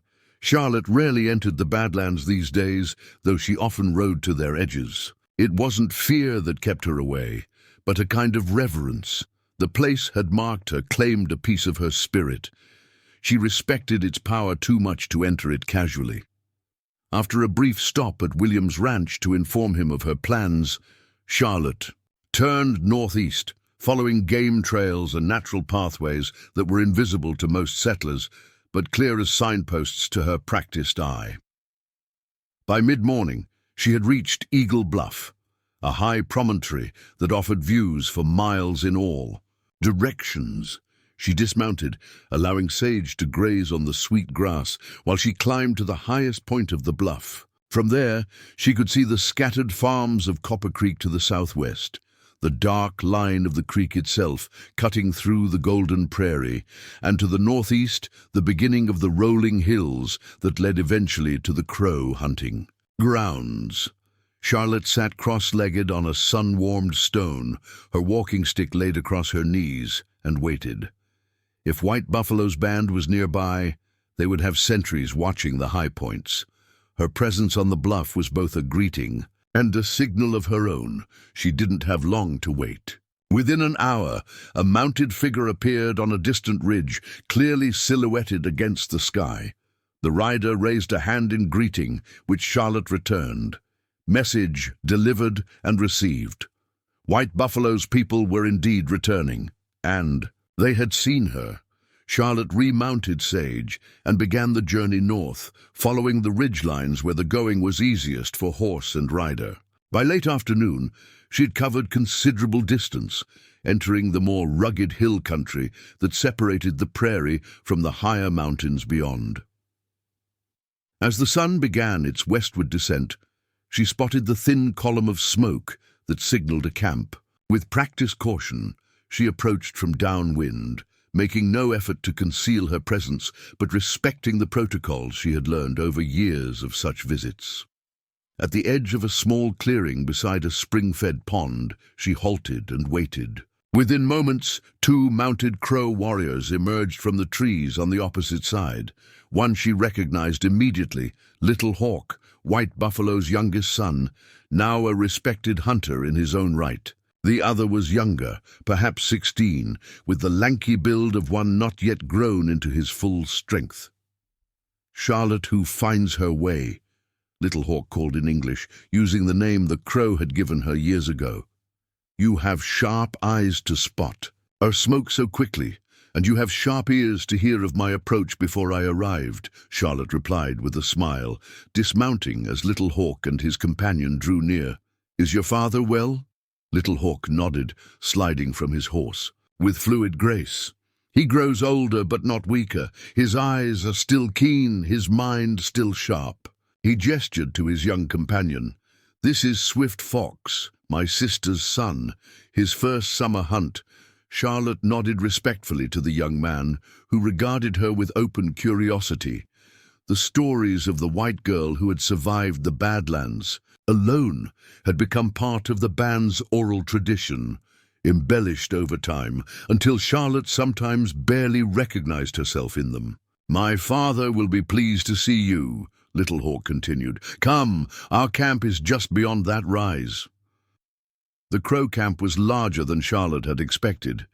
Nearly 30 lodges arranged in a traditional circle, with horses grazing in a natural corral formed by a bend in a small stream. As they rode in, children stopped their play to stare and point. Women looked up from their work, and several older men emerged from their lodges to watch their approach. White Buffalo waited at the central fire, his tall figure still straight despite his advancing years. His hair was completely silver now, and new lines marked his weathered face, but his eyes were as sharp and knowing as Charlotte remembered. He wore a ceremonial vest over his everyday clothing, a sign of respect for her visit. Charlotte dismounted and approached on foot, her walking stick in hand. She stopped at a respectful distance and waited for White Buffalo to speak first, as was proper. Charlotte, who finds her way, he said in his own language, which she now understood well enough for basic conversation. You honor us with your visit. The honor is mine, grandfather, she replied, using the term of respect he had insisted upon years ago. I bring greetings from my family and from Copper Creek. White Buffalo smiled, gesturing for her to join him by the fire. And how fares the settlement that grows faster than prairie grass after rain? As they sat together, Charlotte gave him news of Copper Creek, new families arriving, crops being planted, buildings being raised. White Buffalo listened with genuine interest, occasionally asking questions about specific people he remembered from previous encounters. When she had finished, he nodded thoughtfully. The land changes. People come and go. This is the way of things. He looked at her directly. And you, Charlotte? How do you fare in this changing world? It was a deeper question than it appeared, and Charlotte took a moment to consider her answer. I stand with a foot in each world, she said finally. Not fully of the settlement, not fully of the wild. Sometimes I feel caught between them. White Buffalo nodded, unsurprised. This is also the way of things for those who walk between worlds. Your pendant? You still wear it? Charlotte pulled it from beneath her shirt, the stones and carvings worn smooth from years of contact with her skin. Good, White Buffalo said. It remembers the path even when you cannot see it clearly. Their conversation was interrupted by the arrival of several women bringing food, a rich stew of fresh game and wild roots, served in wooden bowls with flat bread made from ground seeds. Charlotte ate gratefully, the simple fare more satisfying than the most elaborate meals served in Copper Creek's new hotel. As twilight deepened into night, more of the band gathered around the central fire. Stories were told, some in English for Charlotte's benefit, others in the Crow language that she followed with careful attention. Young children fell asleep in their mothers' laps, while adolescents hung on every word, especially those of their white visitor. Tell us again of the spirit cave, one young girl requested shyly, how you spoke with the ancestors through their paintings. Charlotte smiled, having expected this request. The story of her time in the cave had become a favorite among the children. Of White Buffalo's band, she began the tale describing her fall into the crevice, her discovery of the hidden chamber, and the night she had spent surrounded by the ancient paintings that seemed alive in the firelight. As always, she was careful not to exaggerate or romanticize. The truth was powerful enough without embellishment, but she did emphasize what the experience had taught her. About listening to the land, about finding strength in solitude, about recognizing the wisdom of those who had come before. When she finished, Little Hawk spoke up from his place across the fire. The cave has been silent since your visit, he said, surprising her. My father and I have gone there each year, but the ancestors speak no more through the walls. Charlotte looked to White Buffalo for explanation, but the old man merely shrugged, his expression enigmatic. Perhaps they said all they needed to say, he suggested, or perhaps they wait for the right listener to return. The conversation shifted to other topics as the night deepened. Eventually, most of the band retired to their lodges, leaving only Charlotte, White Buffalo, and a few of the older men by the fire. You did not come only to bring greetings, White Buffalo said when they were relatively alone. It wasn't a question. Charlotte nodded, reaching into her pack to withdraw a carefully folded piece of paper. Surveyors have been seen south of Copper Creek, she said, unfolding the rough map she had drawn. Men from the railroad measuring and marking the land. White Buffalo's expression remained neutral, but she saw the understanding in his eyes. The story of the Iron Road cutting across traditional territories was not a new one. Other bands had already been displaced by its relentless advance. How long? He asked simply. A year, maybe two, before construction begins in our area, Charlotte replied honestly. But the hunting grounds north of here should remain untouched for longer. The mountains make the passage too difficult. White Buffalo studied her map in silence, his finger tracing the lines she had drawn to show the likely route of the railroad. Finally, he refolded it and handed it back to her. Thank you for this truth, Charlotte, who finds her way, he said formally. Many would hide such knowledge from us until the iron horses were already thundering across the land. Your friendship has meant too much to my family, to me, for anything less than honesty, Charlotte replied. And she hesitated, then, Continued, there's more. Ezra Blackwood returned to Copper Creek last month. White Buffalo's eyebrows rose slightly at this news. The scout has been gone for many seasons. 3 years, Charlotte confirmed. He's been working for the army as a guide in the mountains to the west. But he's come back now, and he brings news that concerns your people. She went on to explain what Ezra had told her, that the government was considering new boundaries for the Crow Reservation, boundaries that would exclude some of the traditional hunting grounds, including those near Copper Creek. White Buffalo listened without interruption, his weathered face revealing nothing of his thoughts. When Charlotte finished, he remained silent for so long that she wondered if she had overstepped by bringing such troubling news. Finally, he spoke. The winds of change blow stronger with each season. We have felt them for many winters. He looked at her directly. But we are still here. We adapt, we endure. This is what it means to be a crow. He reached out and placed his hand over the pendant she wore. You understand this better than most whites, to bend without breaking, to find new paths when old ones are blocked. Charlotte nodded, touched by his words and the implicit trust they conveyed. Ezra suggested I warn you. He thinks there may be time to petition for the hunting grounds to be included in the new boundaries if your leaders act quickly.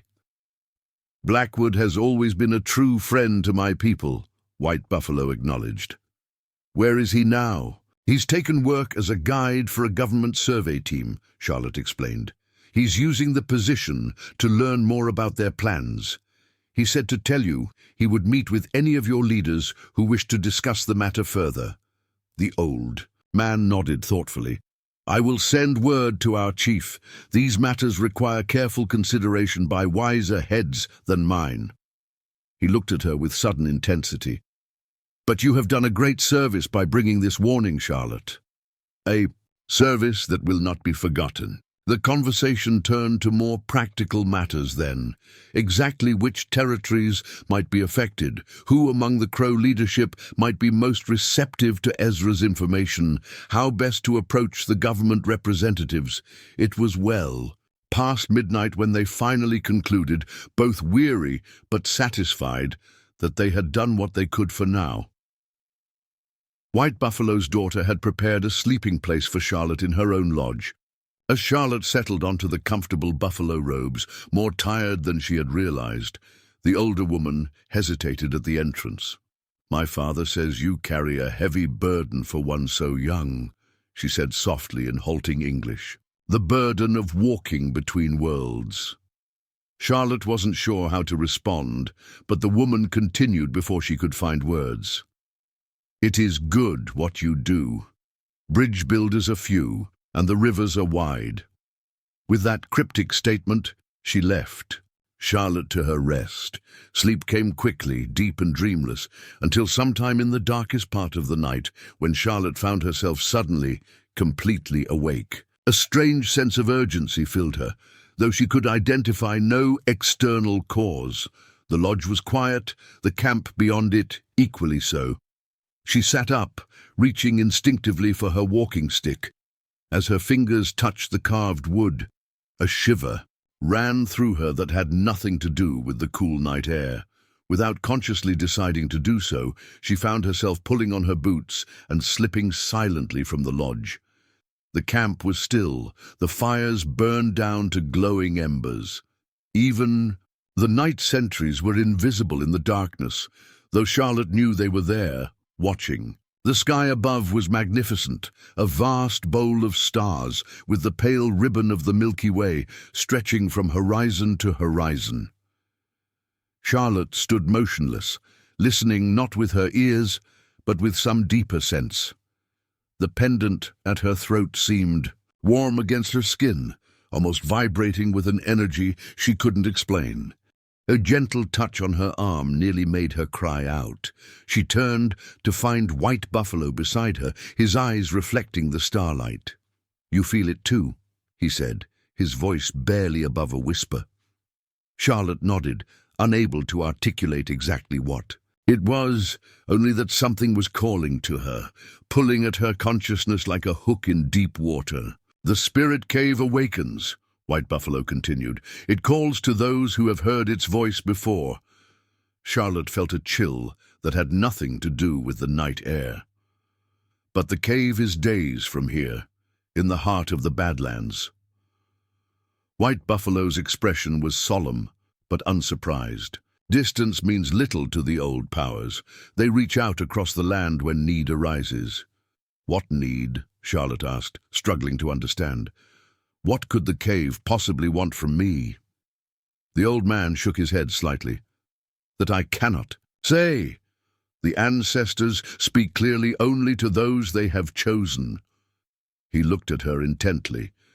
"But I believe you must answer this call, Charlotte who finds her way. The path is opening before you once again." Charlotte looked up at the star-filled sky, then out toward the eastern horizon where, far beyond sight, the Badlands waited in darkness. The pendant seemed to pulse against her skin, and her walking stick felt alive in her hand, the carvings shifting beneath her fingers like a language she was on the verge of understanding. "I'll leave at first light," she said, the decision crystallizing, even as she spoke the words. "If I ride hard, I can reach the edge of the Badlands by nightfall tomorrow." White Buffalo nodded, as if her response was exactly what he had expected. "I would send Little Hawk with you, but this journey is yours alone to make." "I understand," Charlotte said, and she did. Whatever was calling to her from the spirit cave was meant for her alone, just as her first encounter with it had been. She stood beneath the vast night sky, with the old crow hunter beside her. Charlotte felt a strange mixture of apprehension and anticipation. 5 years ago, she had entered the Badlands as a lost child, and emerged forever changed. Now something was drawing her back, and though she couldn't name the reason, she knew with bone-deep certainty that she must answer the call. The path was opening before her once again, leading back to where her journey had truly begun. In the heart of the Badlands, in a cave of ancient memories, where the boundary between worlds grew thin enough to cross. Dawn painted the eastern sky in ribbons of gold and crimson as Charlotte prepared to depart. White Buffalo's people were already awake, the camp alive with the quiet industry of a band accustomed to moving with the seasons. Children carried water, women tended cooking fires, men checked weapons and horses in preparation for the days. And Charlotte had explained her intentions to White Buffalo at first light. The old man had listened without surprise, as if her decision to return to the Badlands had been inevitable. He had summoned Little Hawk to join their conversation, speaking rapidly in their native tongue before turning back to Charlotte. "Little Hawk will ride with you to the edge of the Badlands," White Buffalo said, his tone making it clear this was not a suggestion. "From there, you must continue alone, but he will wait for your return." Charlotte started to protest that she needed no escort, but something in the old man's expression stopped her. This was not about her abilities, which he respected, but about something deeper, protocol perhaps, or a sense of responsibility to her family. "Thank you," she said instead. "I would welcome his company on the journey." White Buffalo nodded, satisfied. He reached into a pouch at his waist and withdrew a small object wrapped in soft hide. "Take this," he said, placing it in her palm. "It has been in my family since before my grandfather's time." Charlotte unwrapped the gift carefully to reveal a small stone carving, worn smooth by generations of handling. It depicted a bird in flight, its wings outstretched, captured in a moment of soaring freedom. The craftsmanship was exquisite. The stone itself a deep green that caught the morning light. "It is beautiful," she said softly, "but I cannot take something so precious." White Buffalo closed her fingers around the carving. "You do not take, I give. The hawk sees what others cannot, flies between earth and sky as you walk between worlds. It will help guide your return when your business in the spirit cave is complete." Charlotte understood then that the gift was not merely a token of friendship, but a talisman of protection. She tucked it carefully into the inner pocket of her vest, next to her heart. "I will treasure it," she promised. White Buffalo's daughter approached with a bundle of food for their journey, pemmican, dried berries and flatbread that would sustain them for several days. Little Hawk was already waiting with the horses, his expression impassive, but his eyes alert and watchful. As Charlotte prepared to mount, White Buffalo placed a hand on her shoulder. "Remember," he said, his voice low so that only she could hear, "the cave speaks in riddles and shadows. Listen with more than your ears. See with more than your eyes." Charlotte nodded, the pendant warm against her skin as if responding to his words. With a final gesture of farewell to the gathered band, she swung into Sage's saddle and turned the horse's head eastward toward the distant Badlands. Little Hawk fell beside her, his own mount moving with the easy grace of an animal born to the prairie. They rode in companionable silence for the first few hours, covering ground quickly while the day was still cool. Little Hawk set a pace that respected both horses' endurance while making good time across the rolling grasslands. By midday, they had reached a small creek where they paused to rest the horses and eat some of the provisions White Buffalo's daughter had prepared. "You are quiet today," Little Hawk observed as they sat in the shade of a lone cottonwood. It was not a criticism, merely an observation. Charlotte looked east, where the first hazy outlines of the Badlands were just visible on the horizon. "I'm trying to understand what's happening," she admitted. "Why would the cave call to me after all this time?" Little Hawk considered this as he chewed a strip of dried meat.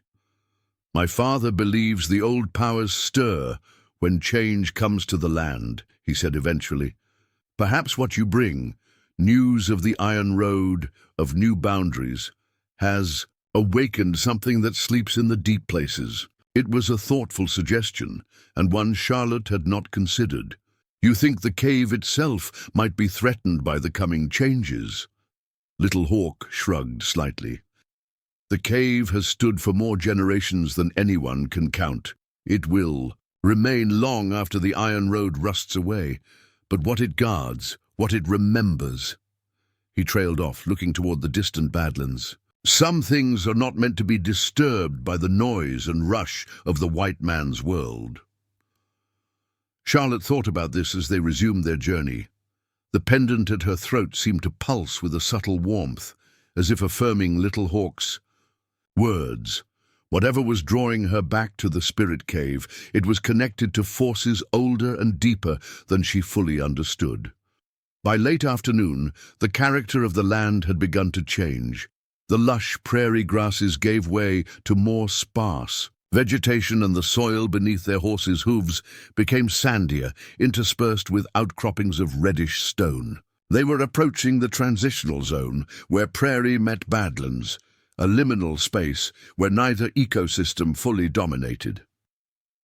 As the sun began its descent toward the western horizon, the full majesty of the Badlands came into view before them, a vast maze of stone formations carved by wind and water into fantastic shapes that caught the late afternoon light in a symphony of red, orange, and deep purple shadows. Beautiful and forbidding, alien yet strangely familiar to Charlotte after 5 years.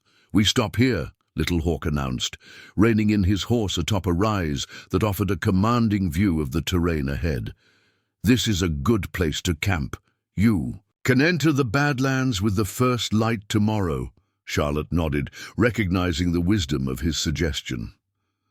The Badlands were treacherous enough in daylight. Attempting to navigate them as darkness fell would be foolhardy, even for someone with her experience.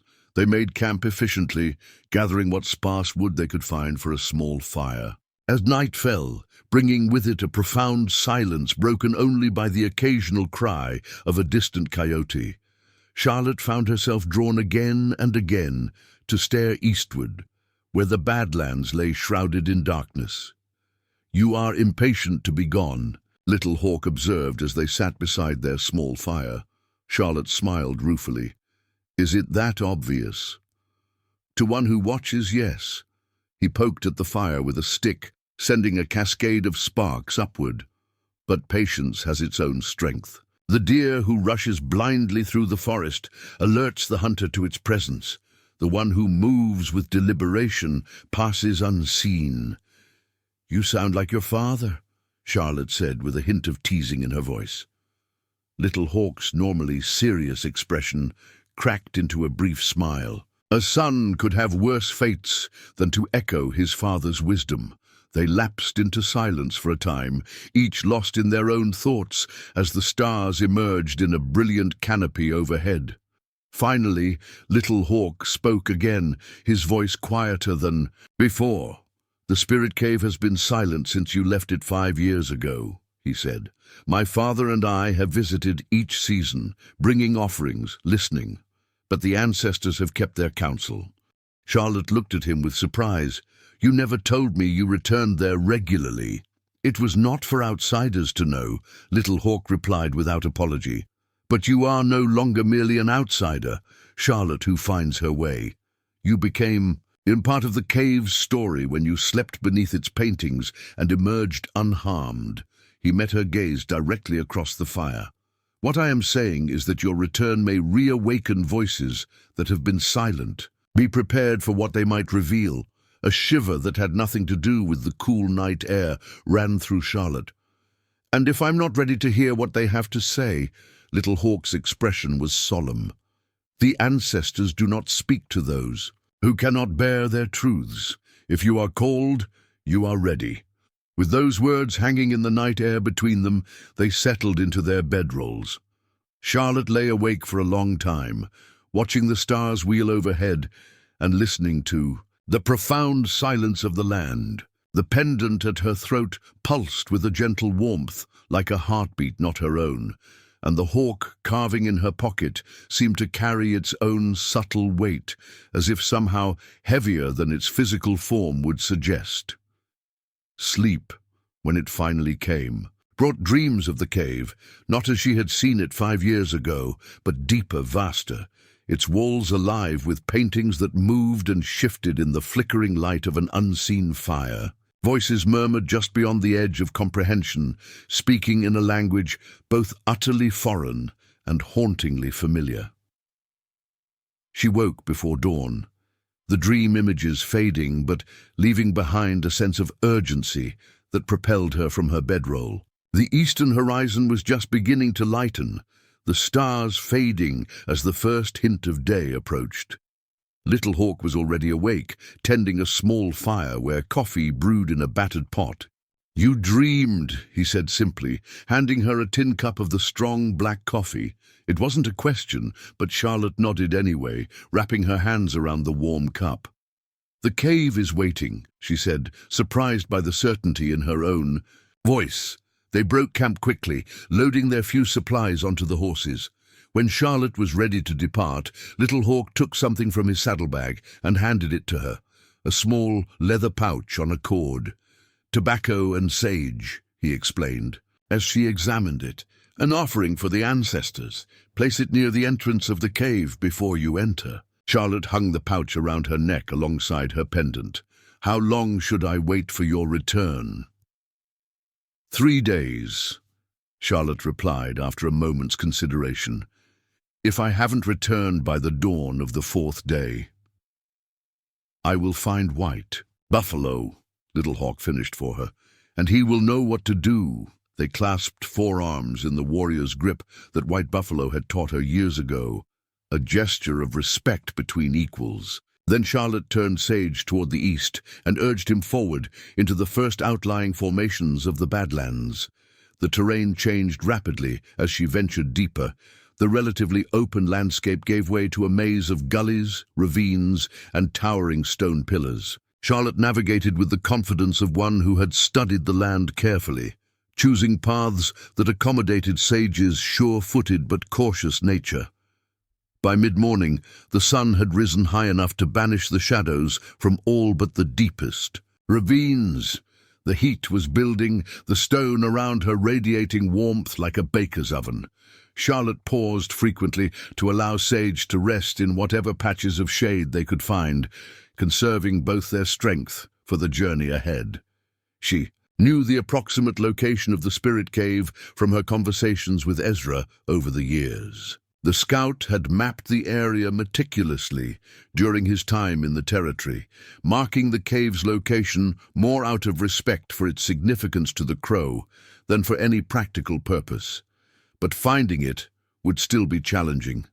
The Badlands were a place of deceptive distances and confusing landmarks. As noon approached, Charlotte reached a high ridge that offered a panoramic view of the surrounding terrain. From this vantage point, she could see how the land folded and buckled, creating the labyrinthine landscape that had once nearly claimed her life.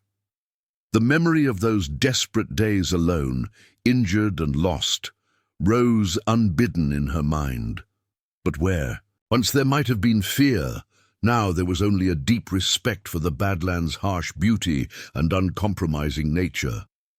This place had shaped her as surely as any human teacher, had forced her to find reserves of strength and wisdom she hadn't known she possessed. "I've returned," she said aloud, her voice small against the vast silence. "As you called, I've come." The pendant at her throat seemed to pulse more strongly in response, and a sudden gust of wind swept across the ridge, carrying with it the scent of sage and sun-warmed stone.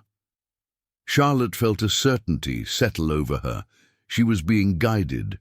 Her path laid out before her, if she had the wisdom to see it.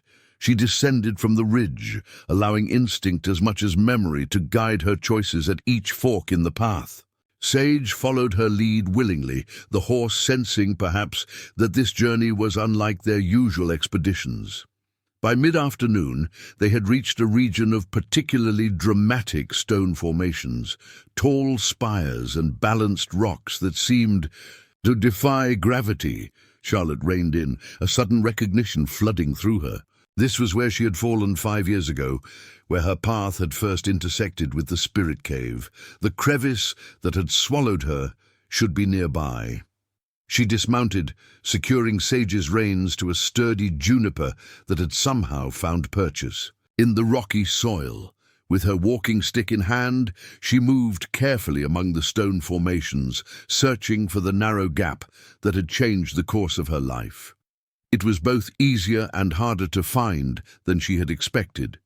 Easier because her body seemed to remember the way, her feet carrying her unerringly toward the spot. Harder because the landscape had changed, as all things in the Badlands changed, with wind and water constantly reshaping the terrain. When she finally stood at the edge of the crevice, Charlotte felt a tremor of recognition pass through her. It was narrower than she remembered, partially filled with sand and debris that had accumulated over the years. But the distinctive rock formation above it, the one she had been climbing when she fell, was unmistakable. Charlotte knelt at the edge, brushing away loose stones to reveal the narrow opening. It would be a tight squeeze now, but still passable for someone of her slender build. The question was whether this was indeed the way she was meant to enter.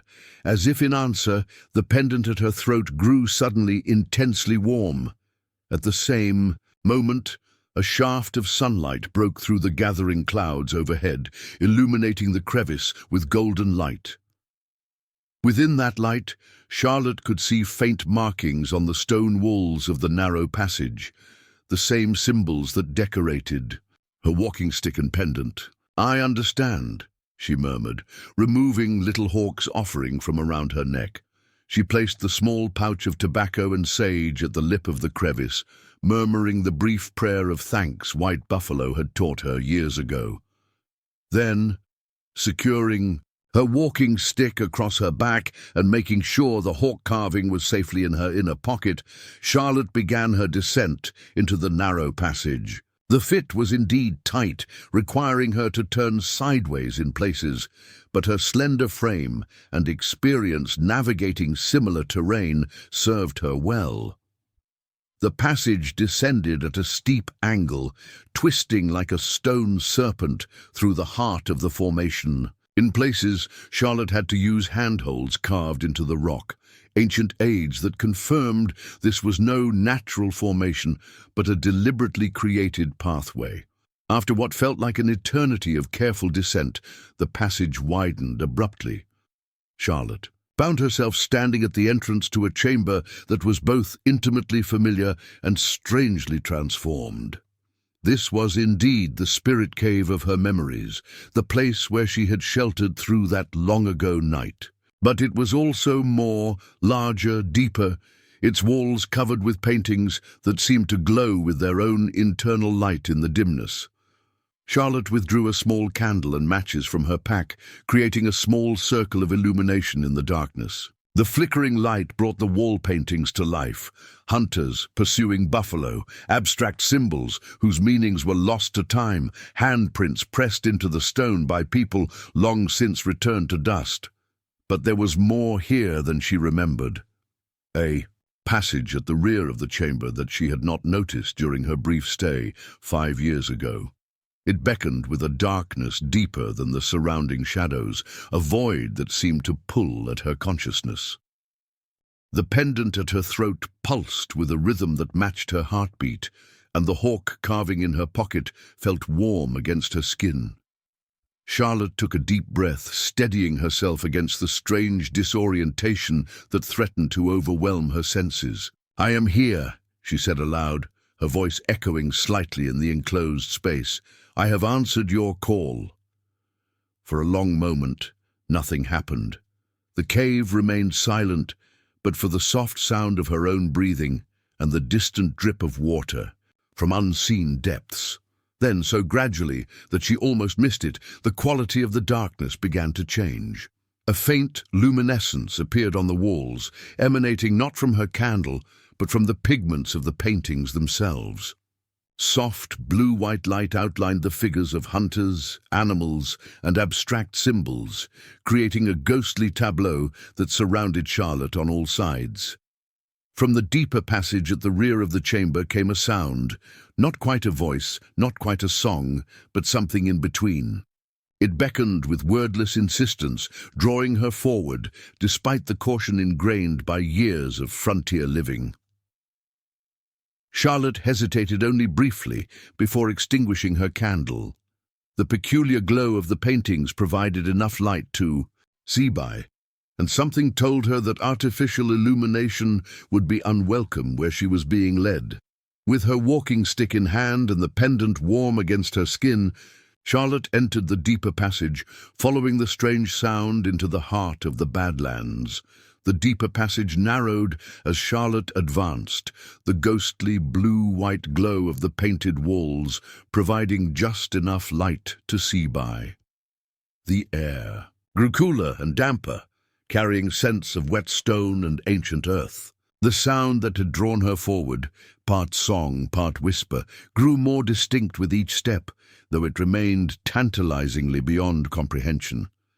Charlotte moved with careful deliberation, testing each foothold before committing her weight. The passage twisted and turned, sometimes requiring her to duck beneath low overhangs or squeeze through narrow gaps. It was as if the very stone was testing her determination, her worthiness to proceed. After what felt like hours but might have been minutes, time seemed strangely fluid in this place. The passage opened suddenly into a vast chamber that took Charlotte's breath away. Unlike the first cave with its modest dimensions, this space soared overhead, its ceiling lost in darkness. The walls curved in a perfect circle, entirely covered with paintings more elaborate and vibrant than those in the outer chamber. In the center of the round space stood a single column of stone that reached from floor to unseen ceiling, its surface carved with spiraling symbols that seemed to shift and move in the strange light. At the base of the column lay a small pool of water, perfectly still and black as obsidian, reflecting the glowing paintings like a mirror. Charlotte stood motionless at the chamber's entrance, overwhelmed by the sense of age and power that permeated the space. The pendant at her throat pulsed with increasing urgency, and the hawk carving in her pocket seemed to grow warm against her skin. The source of the sound that had guided her became clear now. It emanated from the pool itself, rising. Like steam, though, the water remained perfectly still. It was a chorus of voices, some high and clear, others deep and resonant, all speaking in a language Charlotte didn't recognize, yet somehow understood on a level beyond mere words. Approach, daughter of two worlds. The command wasn't spoken aloud, yet Charlotte heard it clearly. She stepped forward, drawn to the pool as if by an invisible thread. Her walking stick tapped softly on the stone floor, the sound echoing in the vast space. As she neared the central column, the glowing paintings on the walls began to move with more purpose. Figures of hunters separated from their painted backgrounds. Animals bounded across stone surfaces. Abstract symbols pulsed with meaning. The entire chamber became a living, moving tapestry of light and shadow. Charlotte reached the edge of the pool and knelt beside it, her reflection visible in its obsidian surface. But it wasn't only her face that looked back. Overlaid on her features were others, shifting and changing like clouds across the moon. A young crow woman with determined eyes. An elderly white woman with Charlotte's cheekbones and chin. A face that might have been Charlotte herself, but decades older, lined with experience and wisdom. You stand at the crossroads, Charlotte who finds her way. Again, the words formed in her mind rather than her ears. She found herself answering. Aloud, her voice steady despite the strangeness of the situation. What crossroads? Why have you called me here? The water in the pool stirred, though nothing had touched its surface. Images formed in its depths. The railroad surveyors she had told White Buffalo about, their measuring chains stretching across the prairie.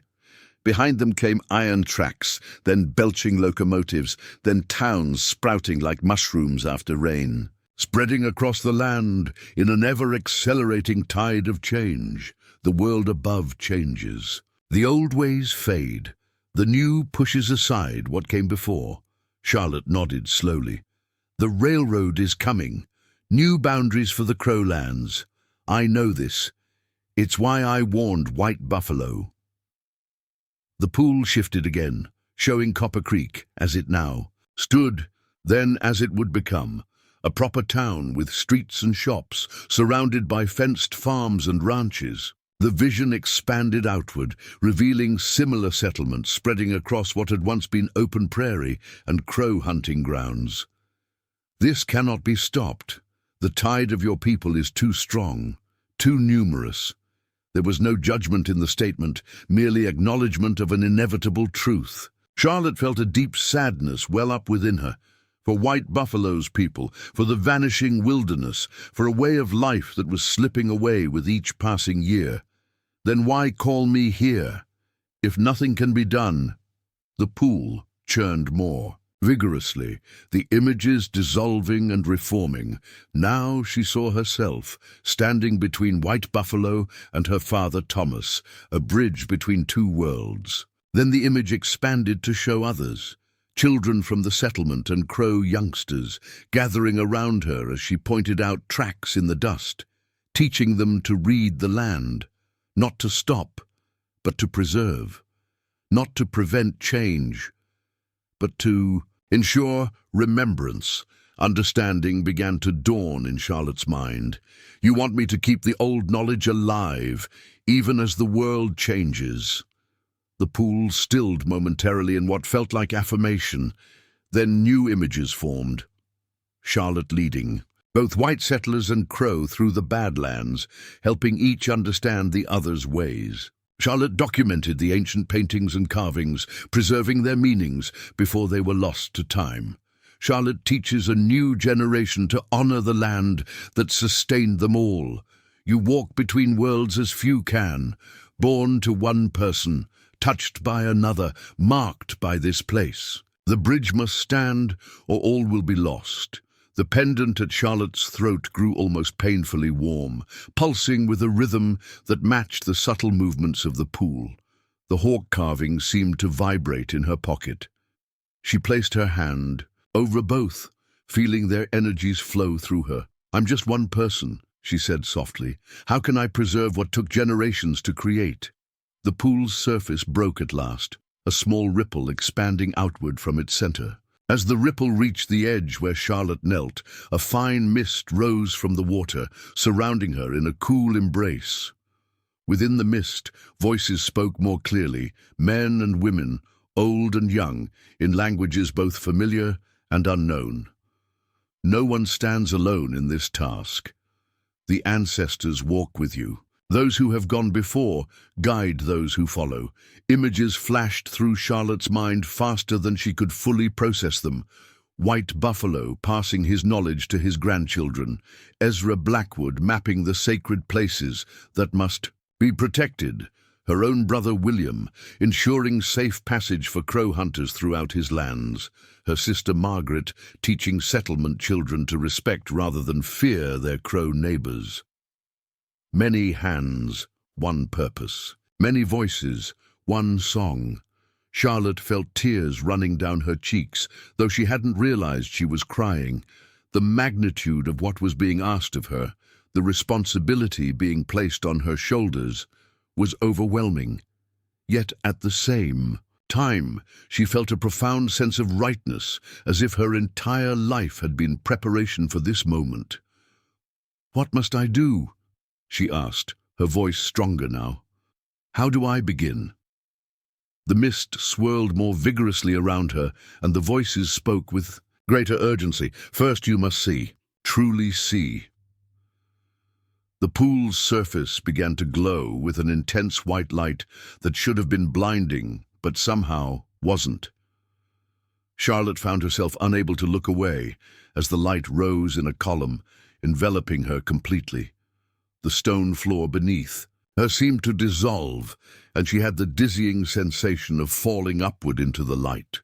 Images cascaded through her consciousness, the Badlands as they had been thousands of years ago, teeming with life now long extinct. The first humans to discover the caves, painting their stories on the walls as offerings to powers they both revered and feared. Generations of Crow and their ancestors using this sacred space for ceremonies and vision quests. The knowledge accumulated over centuries, passed from elder to youth in an unbroken chain. Then, with gut-wrenching clarity, Charlotte saw what would come if that chain were broken, the caves forgotten or worse, desecrated by those who didn't understand their significance. The delicate balance between human and land shattered, replaced by exploitation and eventual abandonment when the land had nothing left to give. The ancient wisdom was lost, leaving people adrift in a world they no longer knew how to read. The vision was so vivid, so terrible in its implications, that Charlotte cried out in protest. The sound of her voice seemed to shatter the light around her, and abruptly she found herself back beside the pool, kneeling on solid stone.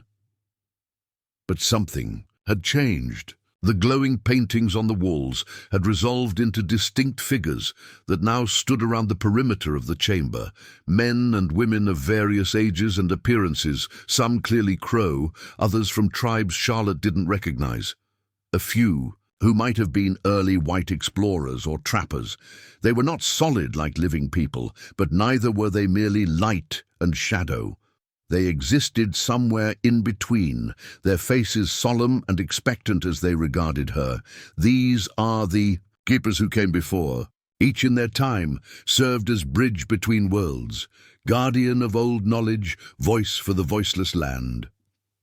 Charlotte looked around the circle of spectral figures, awestruck by their diversity and the weight of history they represented. Am I to join them?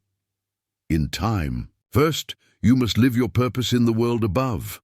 One of the figures separated from the circle and approached, an elderly Crow woman with eyes that held both wisdom and mischief. Though her form was translucent, somehow she managed to reach out and touch Charlotte's pendant, then the hawk carving, which Charlotte had placed beside the pool. These are your anchors to this place, your keys to return when needed. The path between worlds will remain open to you alone until you choose your successor." The woman's touch left a lingering warmth on the objects, as if she had imbued them with some essence of herself. She looked into Charlotte's eyes with an expression of such knowing compassion that Charlotte felt herself trembling. "It is no small thing we ask, daughter of two worlds. The burden is heavy, the path often lonely, but you will never walk it entirely alone." The figure gestured to the others around the chamber, who each inclined their head toward Charlotte in acknowledgement. Then the elderly woman's form began to dissolve back into light, rejoining the paintings on the walls. One by one, the other figures followed suit, until Charlotte was alone again with the pool and the central column.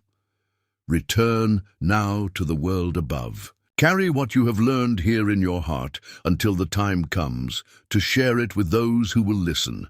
The pool's surface stilled completely, becoming once more a perfect obsidian mirror. The glowing paintings dimmed slightly, returning to their previous state of subtle luminescence. Charlotte sensed that the audience was over, the cave having revealed what she needed to know for now. She gathered her walking stick and the hawk carving, the pendant still warm against her skin. As she stood, she felt strangely weightless, as if the revelation had both burdened and unburdened her simultaneously. The return journey through the passages seemed to take less time than her entry, the way clearer and more direct. When she emerged into the outer chamber where she had spent that long-ago night as a lost child, Charlotte was surprised to find that her candle still burned, as if only minutes rather than hours had passed. Outside, beyond the narrow crevice that led to the surface, she could see that the light had changed, the golden hue of late afternoon replacing the harsh brightness of midday. She had been in the cave longer than it felt, but not so long that Little Hawk would have begun to worry. Charlotte made the ascent with careful deliberation, her mind still processing all she had experienced. When she finally emerged into the open air, the contrast was jarring, the mundane reality of rock and sky and distant horizons seeming both more and less real than the chamber she had left behind. Sage greeted her with a soft nickering, apparently unconcerned by her absence. Charlotte stroked the horse's neck, drawing comfort from the solidity of the animal, the normalcy of this simple interaction after the profound strangeness below. She mounted and began the journey back to where Little Hawk waited, following a path that seemed to reveal itself before her with unusual clarity. The Badlands, which had once confounded and nearly claimed her, now felt like an open book, whose language she was beginning to comprehend. As the sun began its descent toward the western horizon, painting the stone formations in deepening shades of amber and crimson, Charlotte found herself at the ridge where she had first entered the Badlands that morning. Little Hawk sat beside a small fire, his expression revealing neither surprise nor relief as she approached. "You found what you sought," he said as she dismounted. It wasn't a question. Charlotte nodded, unsure how to articulate the experience in words that would make sense. "The ancestors spoke," she said simply. "They have shown me a path I must follow." Little Hawk studied her face with quiet intensity. Perhaps nothing subtle changes that Charlotte herself wasn't aware of. "My father will want to hear of this," he said finally. "Yes," Charlotte agreed, "and there is much to discuss with him." They made camp for the night on the ridge, sharing a simple meal as darkness fell over the land. Charlotte found herself unusually quiet, still integrating the cave's revelations into her understanding of herself and her place in the world. Little Hawk respected her silence, asking no questions, making no demands for explanation. It was one of the qualities she had always appreciated about White Buffalo's people, their acceptance that some experiences could not or should not be immediately translated into words. As they sat beside the fire, watching the stars emerge in the vast bowl of the night sky, Charlotte found her thoughts turning to the future that the pool had shown her. Not a single predetermined path, but possibilities, choices she would make, actions that would ripple outward to affect both her community and White Buffalo's people. "When we return to my father's camp," Little Hawk said eventually, breaking the comfortable silence, "what will you tell your family in Copper Creek?" It was a practical question that cut to the heart of Charlotte's new reality. How could she explain what had happened to those who hadn't experienced it themselves? How could she begin the work she had been shown without seeming strange or frightening to her own community? "The truth," she said after careful consideration, "or as much of it as they're ready to hear, that the old ways and the new must find a way to coexist, or both will be diminished." Little Hawk nodded, satisfied with her answer. "And the cave?" he asked. "Will you speak of that?" Charlotte touched the pendant at her throat, feeling its subtle warmth. "Some things must remain sacred," she replied, "protected until the right time, shared only with those who can understand their value." A hint of a smile touched Little Hawk's normally serious face. "You speak like one of the elders now," Charlotte laughed softly, some of the tension easing from her shoulders. "I feel both older and younger than when I entered the cave this morning, as if I've been given a glimpse of a very long road ahead."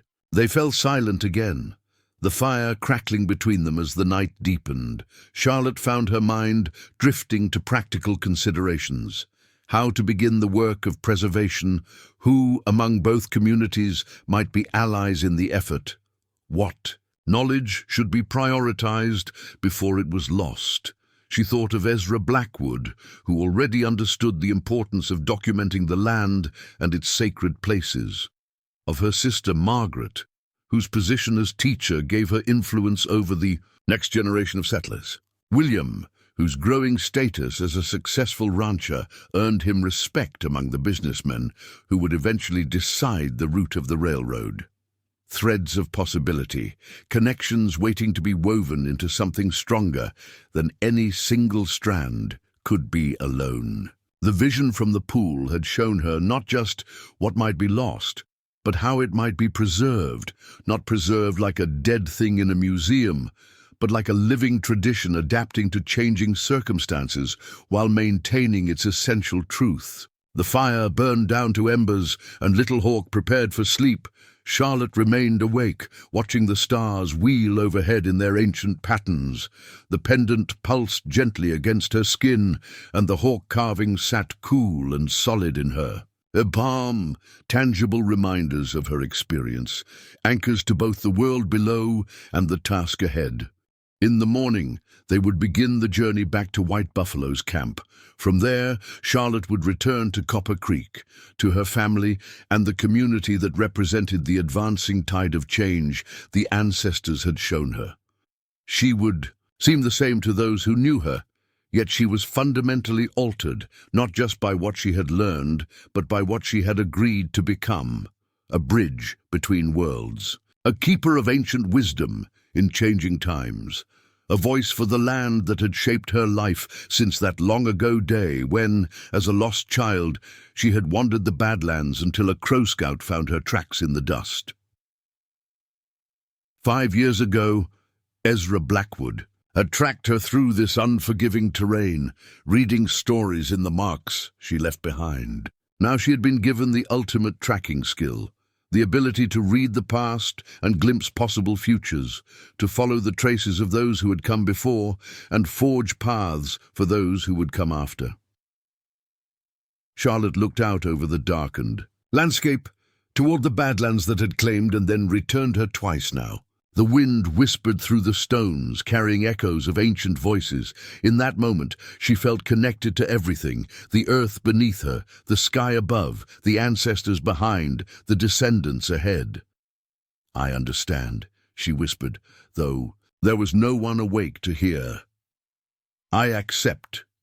The pendant gave a final, stronger pulse, as if in acknowledgement of her commitment. Then it settled into a gentle warmth that matched the rhythm of her own heartbeat, two cadences merging into one, just as the two worlds she inhabited would need to find harmony in the challenging days ahead. Charlotte Miller, the frontier girl, who had wandered the Badlands, had found her true path at last. And though it would not be an easy one, she would walk it with the same determination that had once kept her alive in this harsh and beautiful wilderness, one step at a time, reading the land, following the signs, finding her way home, even as home itself was redefined by the inexorable forces of change. As dawn approached on the eastern horizon, painting the edge of the Badlands in gold and promise, Charlotte finally settled into her bedroll. Tomorrow would begin the next chapter of her journey, not as a lost child, but as a found woman with purpose and direction, and somewhere in the depths of the stone labyrinth behind her, ancient paintings glowed with renewed vigor, their light, a beacon that would continue to guide her through the passages between worlds for all the days to come. Up next, you've got two more standout stories right on your screen. If this one hits the mark, you won't want to pass these up. Just click and check them out. And don't forget to subscribe and turn on the notification bell so you don't miss any upload from us.